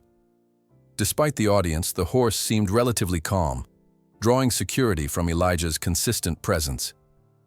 "I can try," he answered, "but I won't push him if he's not comfortable." Using the fence rail as a mounting block, Elijah swung himself carefully onto Thunder's back, settling onto the light blanket.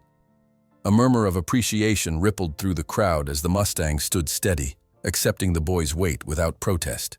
With gentle pressure from his legs and soft verbal cues, Elijah guided Thunder into a walking circuit of the paddock.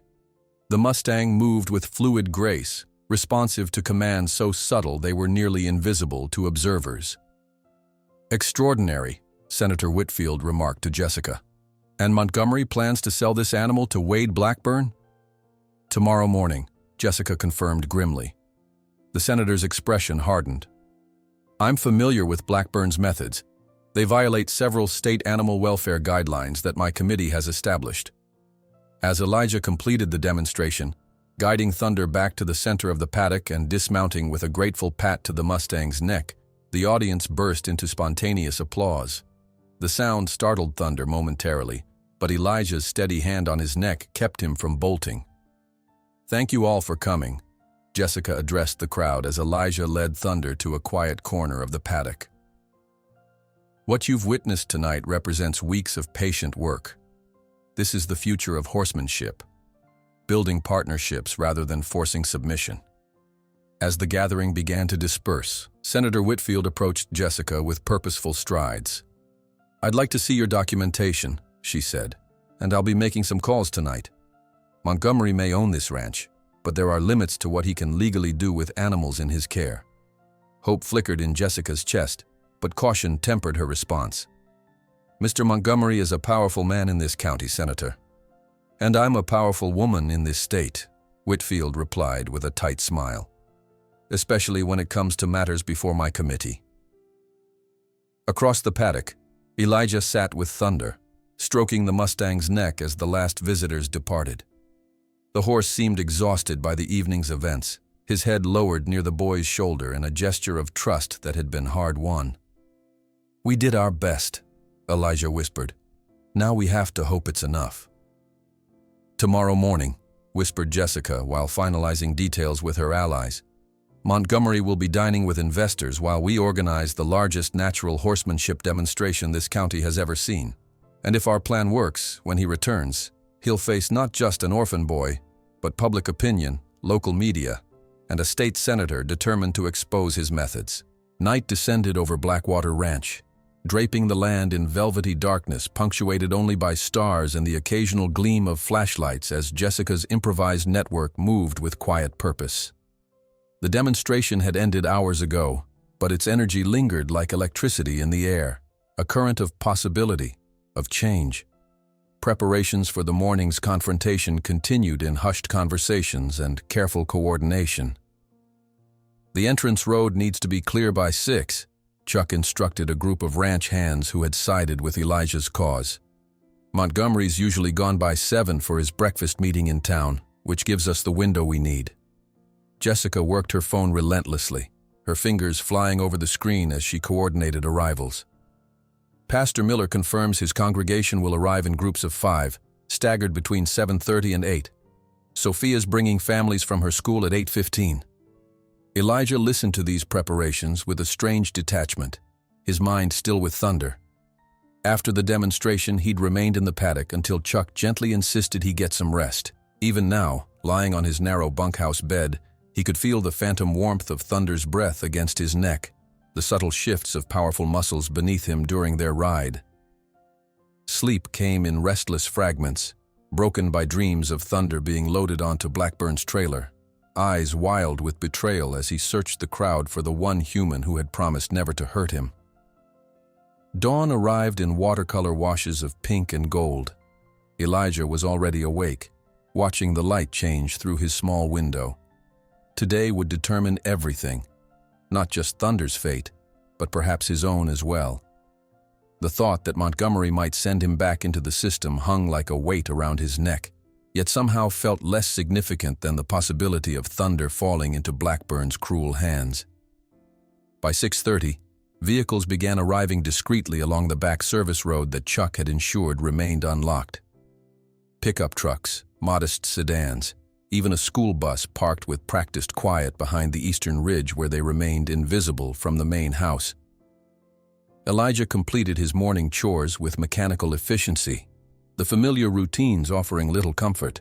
As he distributed feed to the chickens, he noticed Jessica speaking intensely with a man carrying professional camera equipment, the local NBC affiliate reporter she'd mentioned contacting.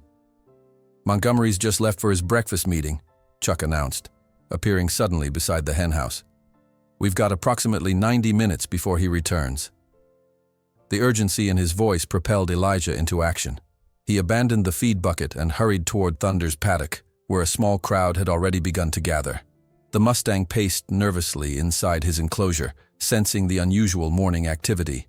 Jessica intercepted Elijah, her expression taut with focused energy. "We're setting up the live stream now. Senator Whitfield will arrive in 20 minutes.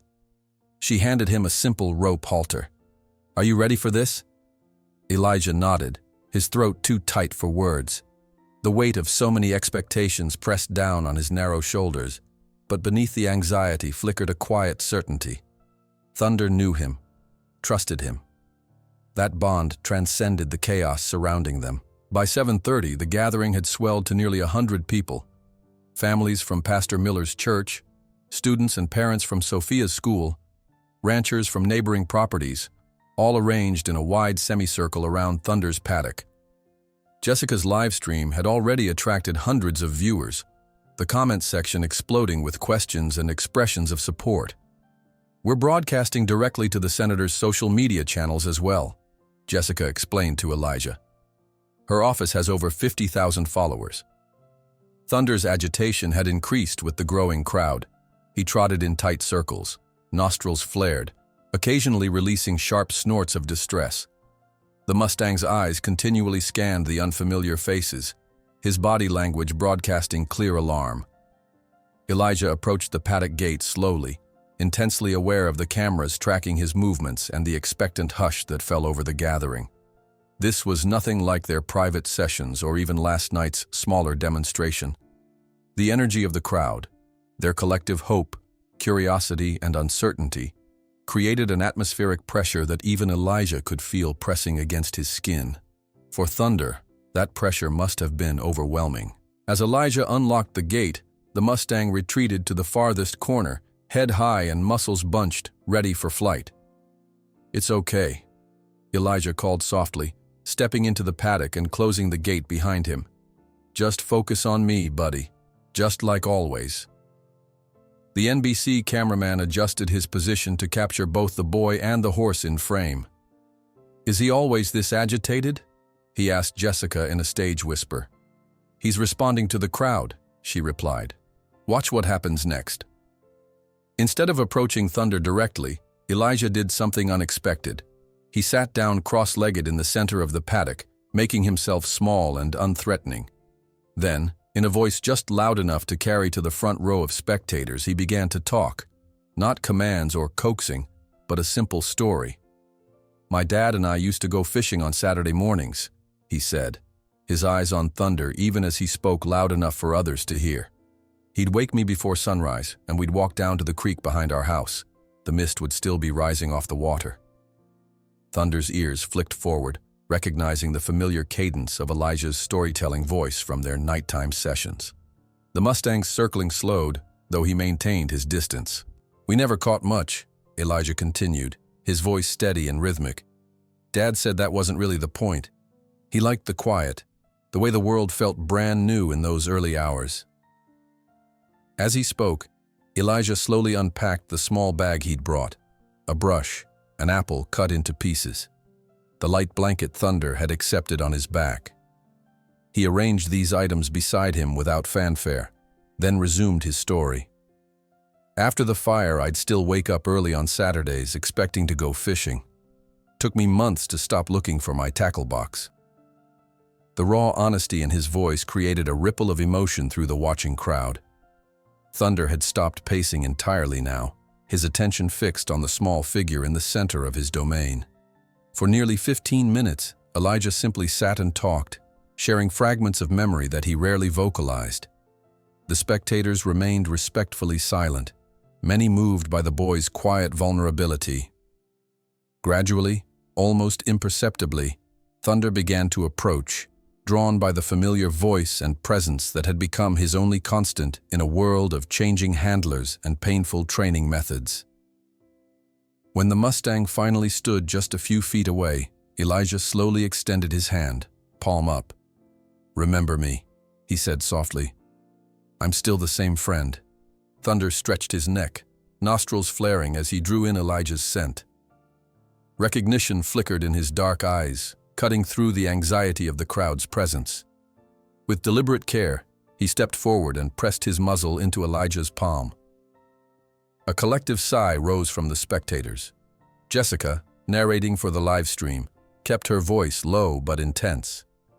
"What you're witnessing isn't trick training or submission. This is relationship, built on consistency, respect, and understanding." Elijah rose slowly to his feet, maintaining contact with Thunder's neck as he did. The Mustang remained steady, drawing security from the familiar touch and voice. "Today," Elijah addressed Thunder as if they were alone, "we need to show them everything we've learned together. Can you do that with me?"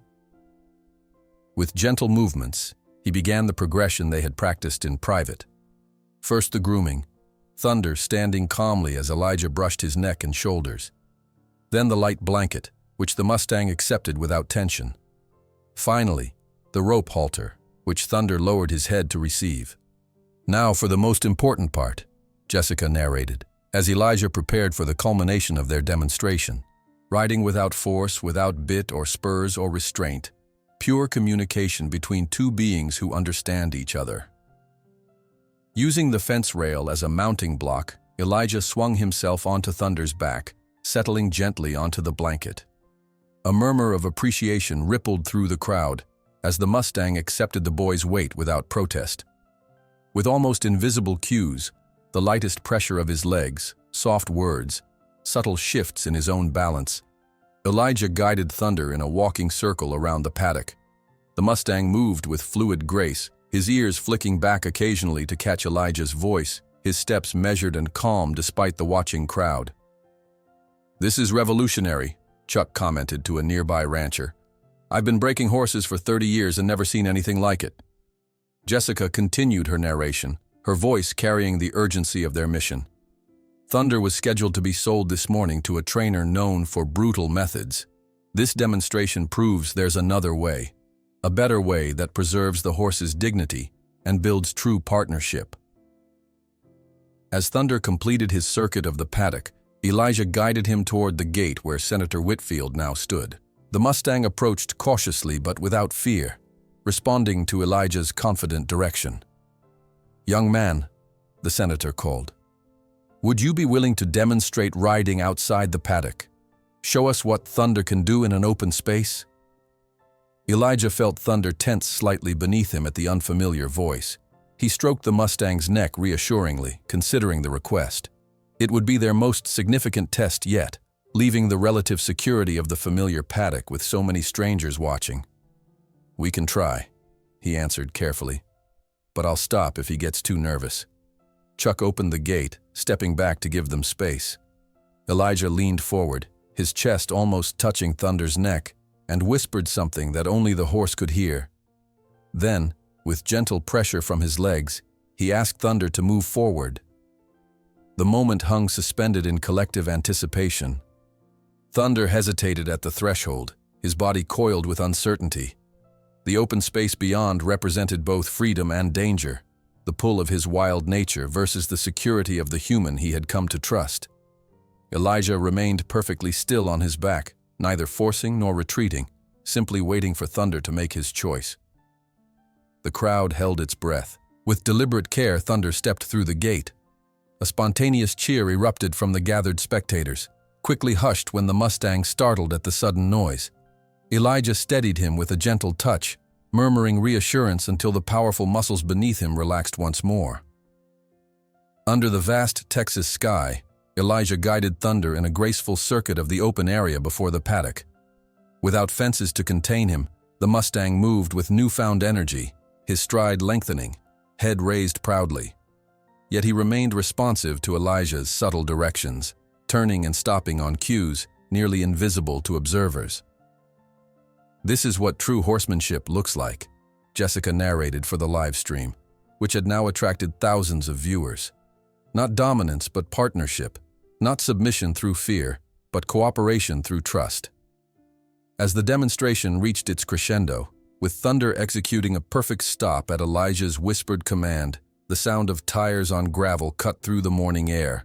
A black Cadillac approached along the main drive, dust billowing behind it. "Montgomery's back early," Chuck warned, moving quickly toward the paddock. The senator straightened her jacket, stepping forward as the ranch owner's car screeched to a halt. Montgomery emerged, his face darkening from confusion to fury as he took in the scene. The gathered crowd, the news camera, his prized Mustang standing calmly outside its paddock with Elijah on its back. "What the hell is going on here?" he demanded, striding toward them. "Who authorized this circus on my property?" While the crowd fell silent, watching with bated breath, Thunder's ears flattened against his head, his body tensing beneath Elijah as he sensed the aggressive energy emanating from Montgomery. The connection they'd built, so strong in moments of calm, now faced its ultimate test in this storm of confrontation.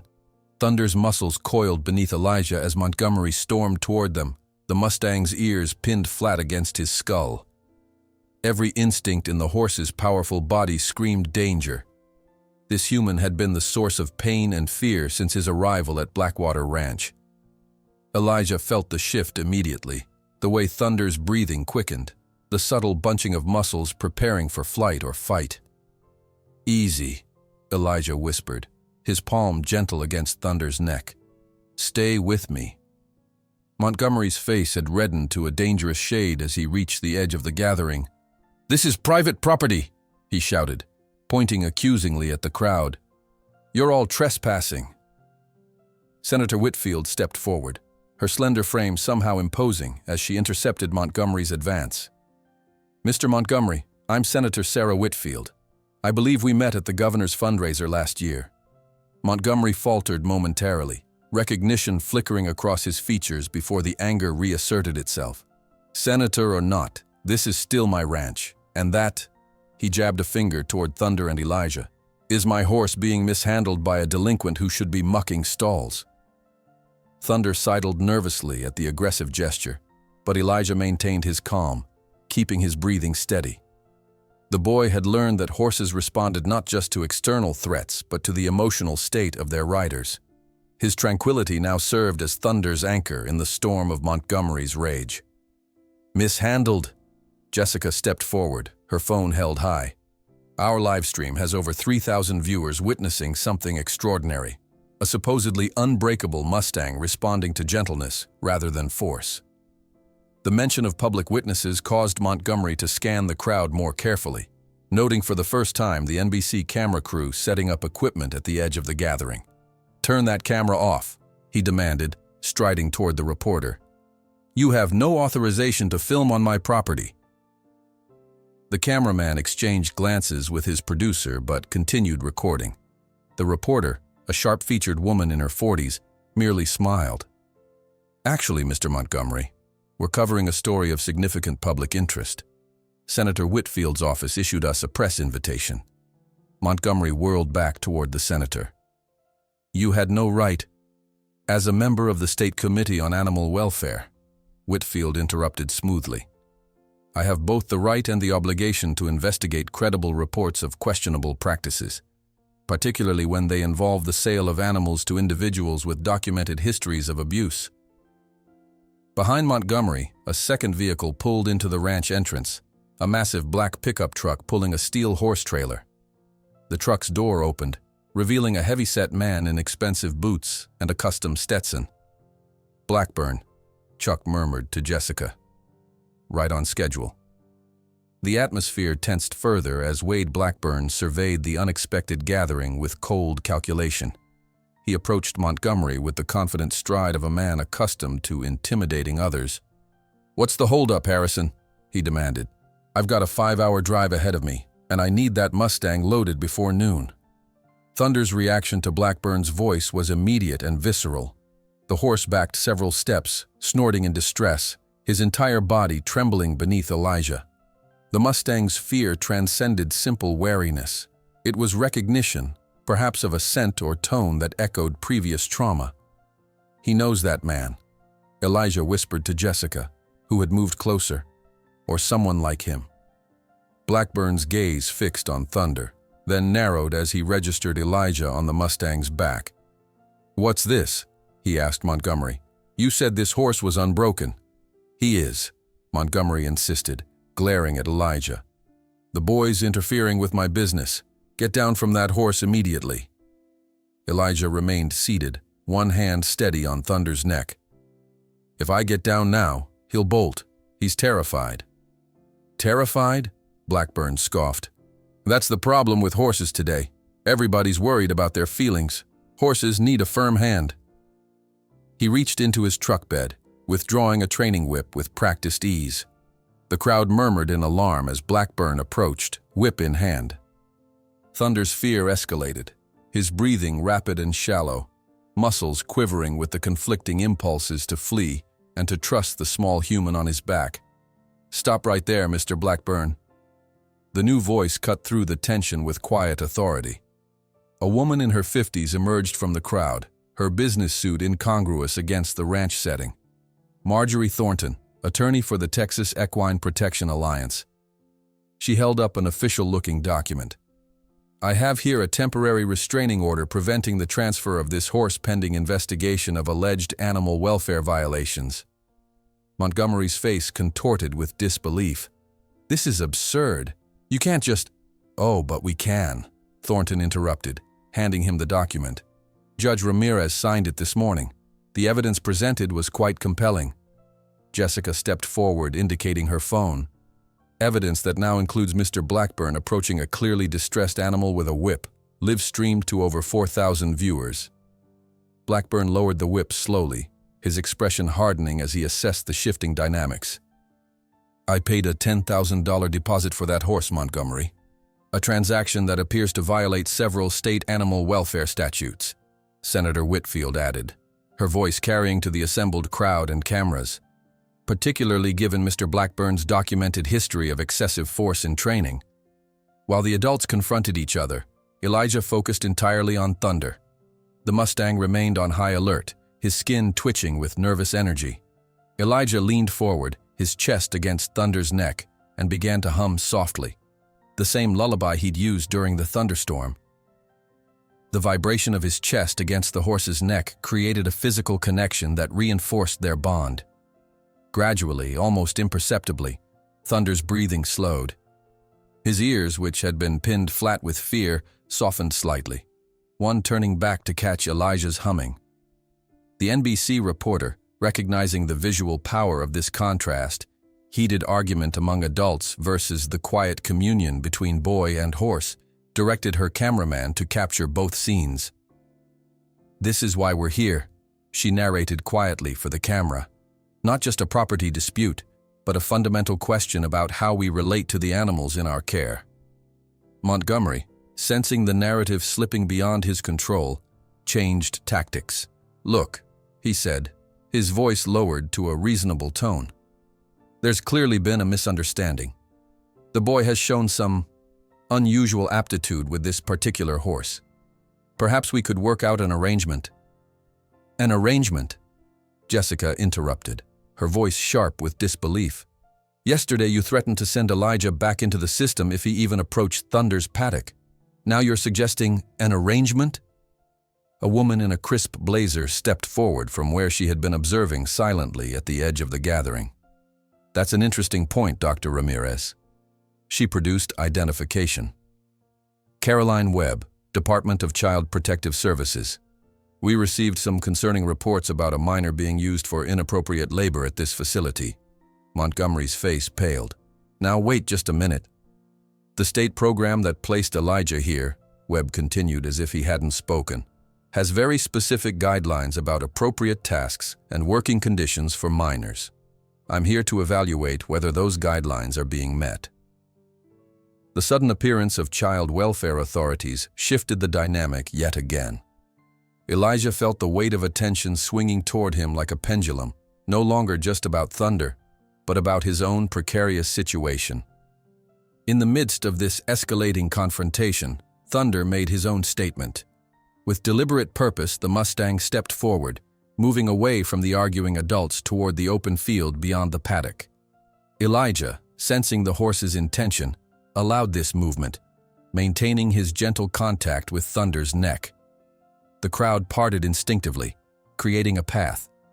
Thunder walked with measured steps, his head high but not tense, carrying Elijah away from the chaos of human conflict toward the quiet edge of the property. This silent choice, the horse and boy removing themselves from the adult battle for control, created a powerful visual that the cameras captured perfectly. Thunder stopped at the edge of a small rise overlooking the ranch, standing in profile against the morning sky. Elijah balanced lightly on his back. "Would you look at that?" Chuck murmured, nodding toward the tableau. "Horse had the most sense of any of us." The reporter seized the narrative opportunity.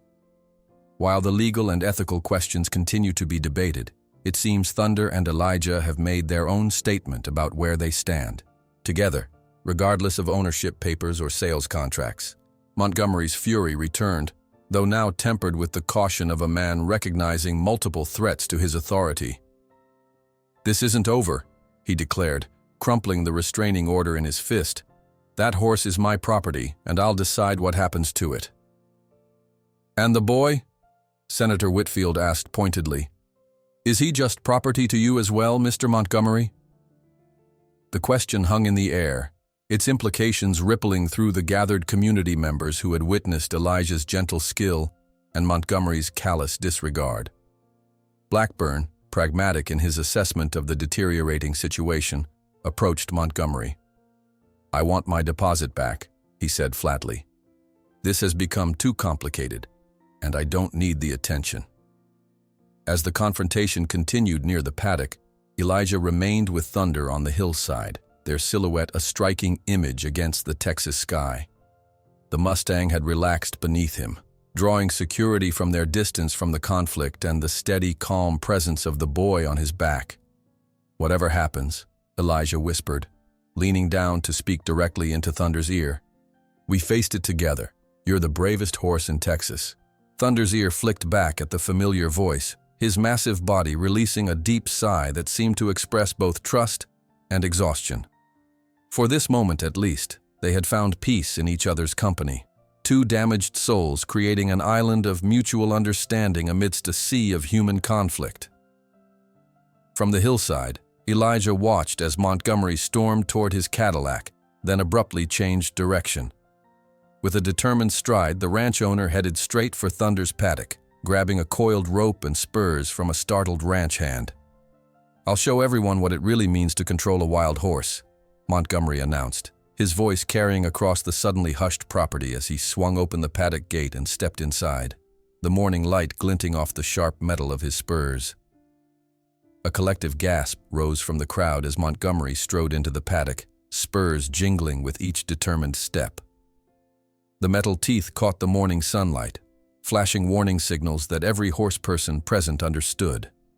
From his position on the hillside, Elijah felt thunder tense beneath him, the Mustang's attention suddenly riveted on the man entering his territory. "What is he doing?" Jessica whispered, horror evident in her voice as she moved toward the paddock fence. Montgomery turned to address the spectators, his face flushed with a dangerous combination of humiliation and rage. "You all think that boy has some magical touch," he called out, gesturing toward Elijah and Thunder on the hill. "Let me show you what real horsemanship looks like." Elijah nudged Thunder gently with his heels, guiding him back toward the paddock. The Mustang moved reluctantly, each step betraying his growing anxiety as they approached the man who represented everything he feared. "Mr. Montgomery," Senator Whitfield called, her voice carrying across the suddenly silent ranch. "This is neither the time nor the approach. This is my ranch." Montgomery cut her off, uncoiling the rope in his hands. "My horse, and I'll demonstrate proper control to all of you who've been taken in by a child's trick performance." Inside the paddock, Montgomery positioned himself in the center, feet planted wide, the stance of a man accustomed to dominating his surroundings.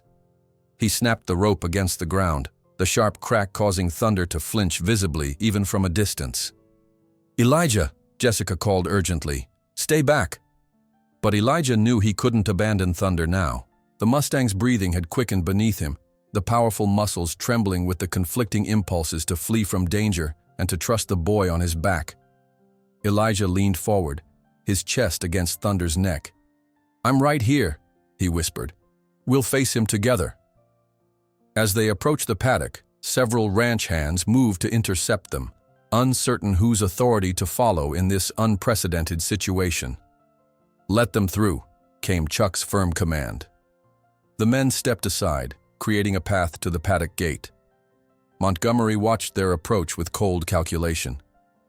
"Get that boy off my horse," he ordered the nearest ranch hand. "Now." But the workers had witnessed too much that morning to obey without question. They exchanged uncertain glances, their loyalty visibly wavering. "Mr. Montgomery," Senator Whitfield tried again, stepping closer to the fence. "As a representative of this district and a member of the State Committee on Animal Welfare, I strongly advise you to reconsider this approach." Montgomery ignored her, his attention fixed on Thunder and Elijah as they reached the paddock gate. "Bring that horse in here, boy," he demanded. "Let's settle this once and for all."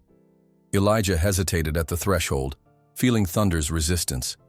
The Mustang's ears were pinned flat against his skull, nostrils flared as he caught the scent of Montgomery's anger and the metal tang of the spurs. "It's okay if you don't want to go in," Elijah whispered to Thunder. "We don't have to." But as the standoff continued, with Montgomery inside the paddock and the crowd watching in tense silence, Elijah realized that this confrontation was inevitable. After a moment's consideration, he carefully slid from Thunder's back, landing softly in the dust.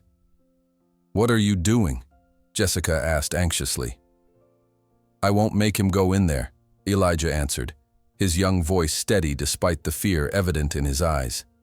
"That's his choice." Standing beside Thunder now rather than on him, Elijah kept one hand gently on the Mustang's neck. To everyone's surprise, Thunder remained beside the boy rather than retreating, though every line of his body spoke of readiness for flight. Montgomery's expression darkened further. "If you won't bring him in, I'll come get him myself." With purposeful strides, Montgomery approached the gate, rope in one hand, the other reaching for Thunder's halter.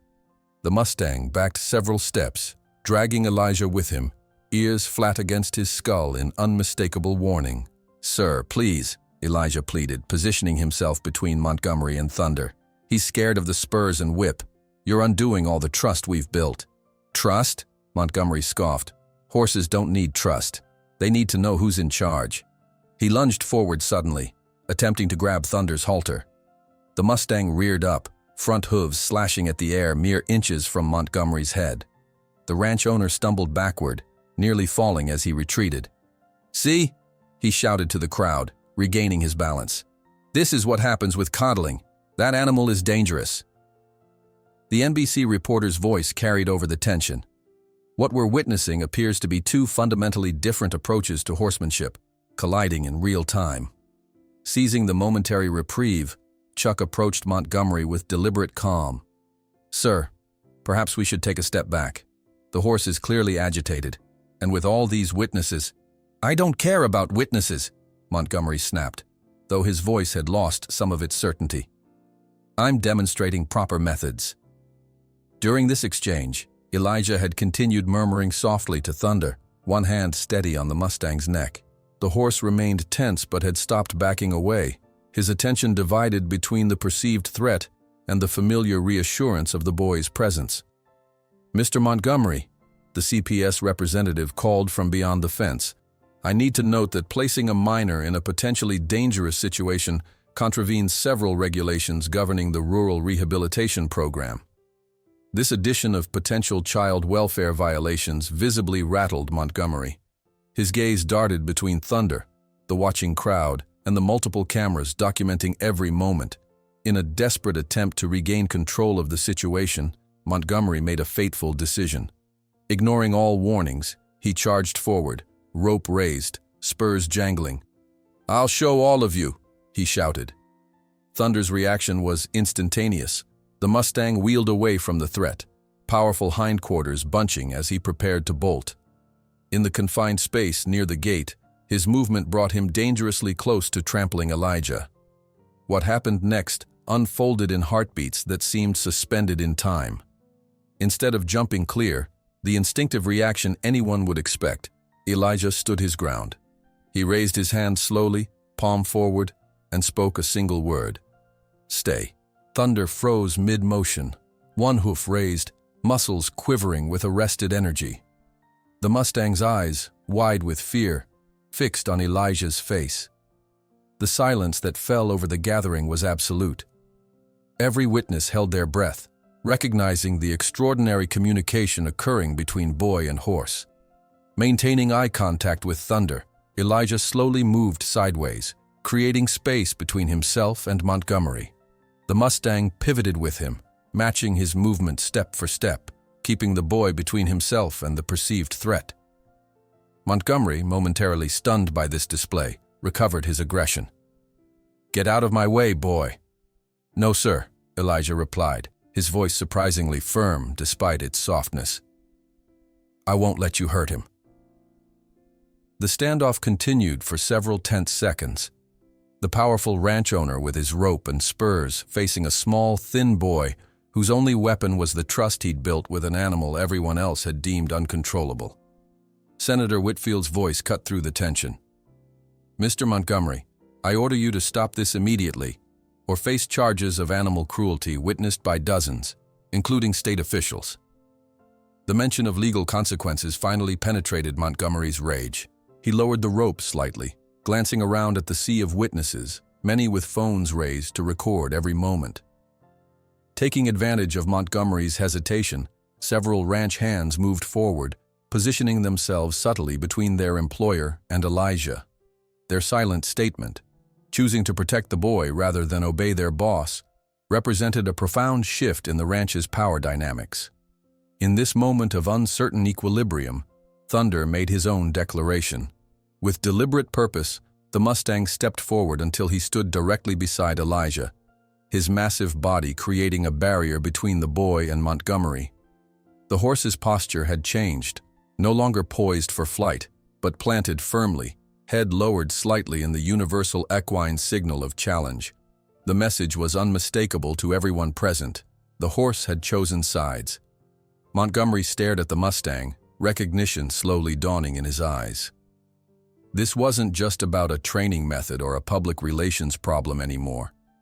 This was a fundamental rejection of his authority by an animal he claimed to own. A rejection witnessed by his employees, his community, and now, through the live stream, thousands beyond Sweetwater. "This animal is defective," he declared, though his voice had lost its conviction. "Always was. Take the damn horse." He threw the rope to the ground, the gesture simultaneously surrender and dismissal. Not worth the headache it's caused. As Montgomery stalked toward his Cadillac, the tension that had held the crowd rigid began to dissolve. Murmurs rippled through the gathering, punctuated by occasional applause. Thunder remained beside Elijah, his body gradually relaxing as the threat retreated. Jessica approached cautiously, respecting the space around the boy and horse. "You both were incredibly brave," she said softly. Elijah stroked Thunder's neck, his hand trembling slightly with the aftermath of adrenaline. He was the brave one. He could have run, but he stayed. The following days unfolded in a whirlwind of consequences.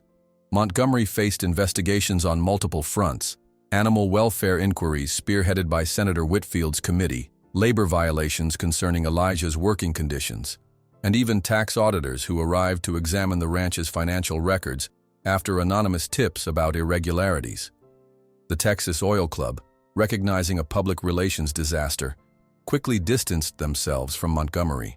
Several investors withdrew their backing from his latest venture, citing ethical concerns that had suddenly become important to their corporate images. For Elijah and Thunder, however, these high-level machinations meant little compared to the immediate question of their future. With Montgomery's authority in shambles and the ranch's ownership potentially in flux, where would they go? The boy remained technically a ward of the state, and the horse existed in legal limbo, officially Montgomery's property, but now the subject of multiple protective orders. This is a boy who the system has repeatedly failed, saving a horse that would be destroyed by greed, Jessica had told the reporters. Her words, paired with footage of Thunder positioning himself protectively beside Elijah, created a narrative that resonated far beyond Sweetwater County. 2 weeks after the confrontation at Blackwater Ranch, the once imposing property sat eerily quiet. Foreclosure notices marked the main gate, and rumors circulated throughout Sweetwater about the speed with which Montgomery's empire had collapsed once authorities began investigating his business practices. The Texas Tribune had run a feature titled "The Mustang That Broke the Magnate," detailing how a single horse and a foster child had triggered the downfall of one of the county's most powerful men. For Elijah, these larger consequences remained abstract compared to the immediate uncertainty about Thunder's future, and his own. He sat on the fence rail outside the temporary shelter where Thunder had been relocated, watching the Mustang explore his new, smaller paddock behind Jessica's veterinary clinic. "He seems calmer here," Jessica observed, joining Elijah with 2 cups of hot chocolate. She handed one to the boy, steam rising between them in the cool morning air. "He knows Montgomery can't reach him," Elijah replied, wrapping his thin fingers around the warm mug. "But he still doesn't like being confined." Thunder moved with more freedom in his gait now, his head carried higher, ears forward with curiosity rather than pinned back in fear. Still, Elijah noticed how the Mustang remained vigilant, his powerful body never fully relaxing, always positioned for quick retreat if necessary. Trauma responses that might never completely disappear. "Any news from Ms. Webb?" Elijah asked quietly, referring to the Child Protective Services representative who had been overseeing his case since the incident. Jessica's expression softened. "Actually, yes. That's what I wanted to talk to you about." Before she could continue, the clinic door opened and Sophia emerged with a stack of papers. "Just got off the phone with Senator Whitfield's office," she announced. "The committee has officially blocked Thunder's sale to Blackburn or any transfer of ownership until the investigation concludes." Relief washed over Elijah's face. "So he's safe?" "For now," Jessica confirmed. "But there's still the question of his permanent situation. And yours." That afternoon, Jessica invited Elijah to join her at her modest home on the outskirts of Sweetwater, a small ranch house with 5 acres of pasture and a weathered barn that had belonged to her parents. As they drove the short distance from the clinic, Elijah noticed a gathering of familiar vehicles in the driveway. "What's happening?" he asked, tension immediately tightening his shoulders. 7 years in the system had taught him to be wary of surprises, especially those involving multiple adults. Jessica smiled reassuringly. Nothing bad, I promise. Just some people who want to help. Inside, Elijah found Chuck, Sophia, Pastor Miller, and Ms. Webb from CPS seated around Jessica's kitchen table. The conversation paused as they entered, all eyes turning to the boy with expressions that mixed concern with something unfamiliar to Elijah. Hope. Elijah, Ms. Webb began formally. We've been discussing your situation, given the circumstances at Blackwater Ranch. His fingers instinctively curled into fists at his sides, preparing for yet another disruption, another move to another temporary placement. Yes, ma'am. Dr. Ramirez has made an unusual proposal, Ms. Webb continued, gesturing toward Jessica. One that would require significant exceptions to standard protocols, but given the exceptional circumstances. Jessica stepped forward, her voice gentle but determined. I've applied to become your legal guardian, Elijah, and to provide sanctuary for Thunder here, on my property. The words hung in the air, too enormous for Elijah to immediately comprehend. He looked around at the gathered adults, searching for the catch, the hidden condition that always accompanied what seemed like good news. You want me to live here? He finally managed. With you? And Thunder too? Jessica nodded. It won't be luxurious like the ranch, she explained, gesturing to her modest surroundings, but it would be a real home, for both of you. There are complications, of course, Ms. Webb interjected. Dr. Ramirez isn't currently on our approved foster parent list.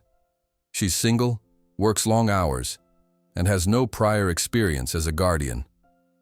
Elijah's hope began to deflate with each stated obstacle. However, Ms. Webb continued, her expression softening. Senator Whitfield has taken a personal interest in your case. She's helping expedite the review process, given the exceptional bond you've demonstrated with Thunder and the community support evident in your situation. Pastor Miller smiled warmly. My congregation has volunteered to help renovate the old barn for Thunder and build proper fencing for the pasture. And I've offered to assist with your education, Sophia added. You've missed a lot of school moving between placements. We'll need to work together to get you caught up. Chuck, who had remained silent until now, cleared his throat. Montgomery's loss is your gain, kid. I've agreed to help Dr. Ramirez with Thunder's care and the property maintenance. Seems I'm looking for new employment anyway. He attempted a gruff smile. Overwhelmed, Elijah looked to Jessica. Why would you do this? Take us both in? Because sometimes the right thing is also the obvious thing, she answered simply. You and Thunder heal each other. Anyone who's seen you together knows that separating you would be cruel to both. The official process moved forward with unusual speed, accelerated by Senator Whitfield's advocacy and the public attention the case had generated. Jessica's home underwent inspections, her background was thoroughly reviewed, and her financial stability assessed. Throughout these evaluations, the community rallied in ways that stunned Elijah, who had grown accustomed to facing the world's challenges alone. Ranchers arrived with trucks full of lumber to reinforce the old barn. Church members organized weekend work parties to install proper fencing. Sophia brought other teachers who volunteered to assess Elijah's educational needs and develop a personalized learning plan. Even the local feed store owner offered a standing discount on supplies for Thunder. I've never seen anything like it, Ms. Webb confided to Jessica as they watched a dozen volunteers raising a new shelter in the pasture. 20 years in social services, and I've never witnessed a community mobilize like this for a foster placement. It's not just for Elijah, Jessica observed. It's for what he represents, the possibility that broken things can be mended through patience and understanding rather than force. 3 weeks after Jessica's proposal, Elijah sat beside her in the county courthouse, his threadbare backpack and faded blanket. The same possessions he'd arrived with at Blackwater Ranch, clutched tightly in his lap. Judge Martinez reviewed the final paperwork, her expression thoughtful as she considered the unusual case before her. Dr. Ramirez, she said finally, while your application has followed an accelerated and somewhat unorthodox path, the documentation provided by Senator Whitfield's office, The Department of Child Protective Services and the character testimonials from community members are compelling. She turned her attention to Elijah. "Young man, do you understand what's happening here today?" Elijah nodded, finding his voice with effort. "Yes, ma'am. Dr. Ramirez is asking to be my guardian, to give me and Thunder a home. And is this what you want?" For a moment, Elijah's thoughts flashed through the dozens of times he'd been asked similar questions by well-meaning officials, in hospitals after the fire, in various agency offices, in courtrooms like this one. Each time, he'd said what he thought they wanted to hear, knowing his actual preferences rarely mattered in the final decision. This time felt different.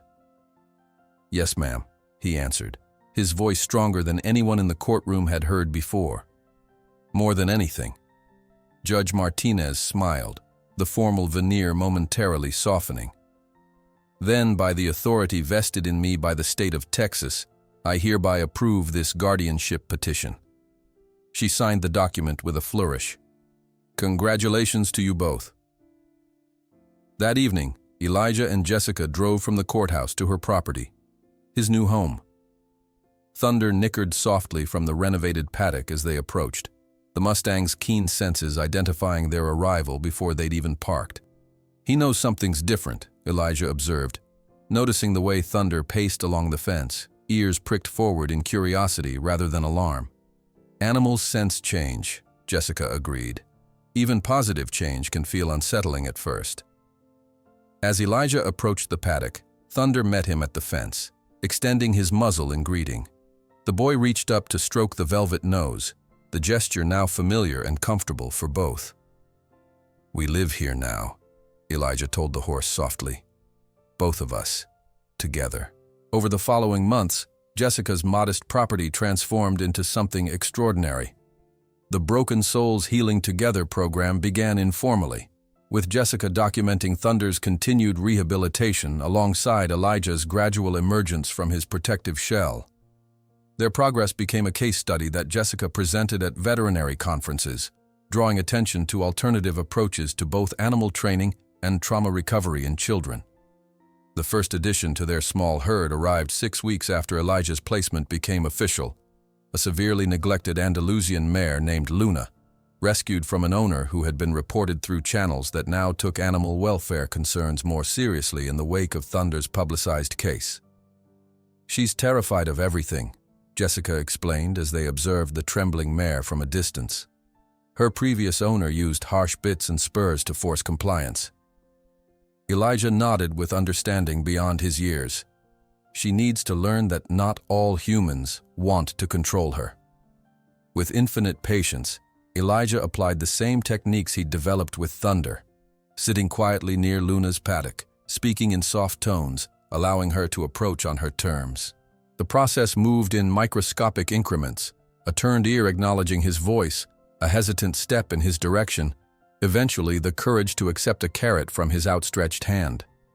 Jessica documented every session, building a methodology that gradually attracted attention from equine specialists across Texas. Traditional trainers, initially skeptical of what they considered a soft approach, began visiting to observe after hearing about the remarkable results. "The boy gets through to them somehow," one weathered cowboy commented after watching Elijah work with Luna. "Makes you wonder how many horses we've ruined through the years by not listening to what they were trying to tell us." 1 year after the confrontation at Blackwater Ranch, Elijah stood beside Senator Whitfield on a small stage erected at the entrance to what had once been Montgomery's property. The sprawling ranch, sold to cover mounting legal expenses, had been purchased by a consortium of investors led by the senator herself. "Today marks a new beginning for this land," Whitfield announced to the gathered crowd. "The Elijah and Thunder Sanctuary will serve 2 vital purposes: rehabilitation for rescued horses and a residential program for youth from the foster care system." Elijah, taller now and carrying himself with newfound confidence, felt a complex mixture of emotions as he surveyed the transformed property. The paddock where he had first met Thunder was still visible in the distance, though the fences had been redesigned to provide more natural movement for the horses. Sarah Chen, the newly appointed director of the sanctuary and a specialist in childhood trauma, joined them at the podium. "This sanctuary," she explained to the audience, exists because of a profound truth demonstrated by Elijah and Thunder, that sometimes the deepest wounds can only be healed by those who understand pain through their own experience. After the ceremony concluded and the dignitaries departed, Elijah led Thunder to a gentle rise overlooking the property. The Mustang moved with easy grace beside him, no halter or lead rope necessary between them anymore. In the golden light of the Texas sunset, Elijah removed even the simple rope he occasionally used as a guide.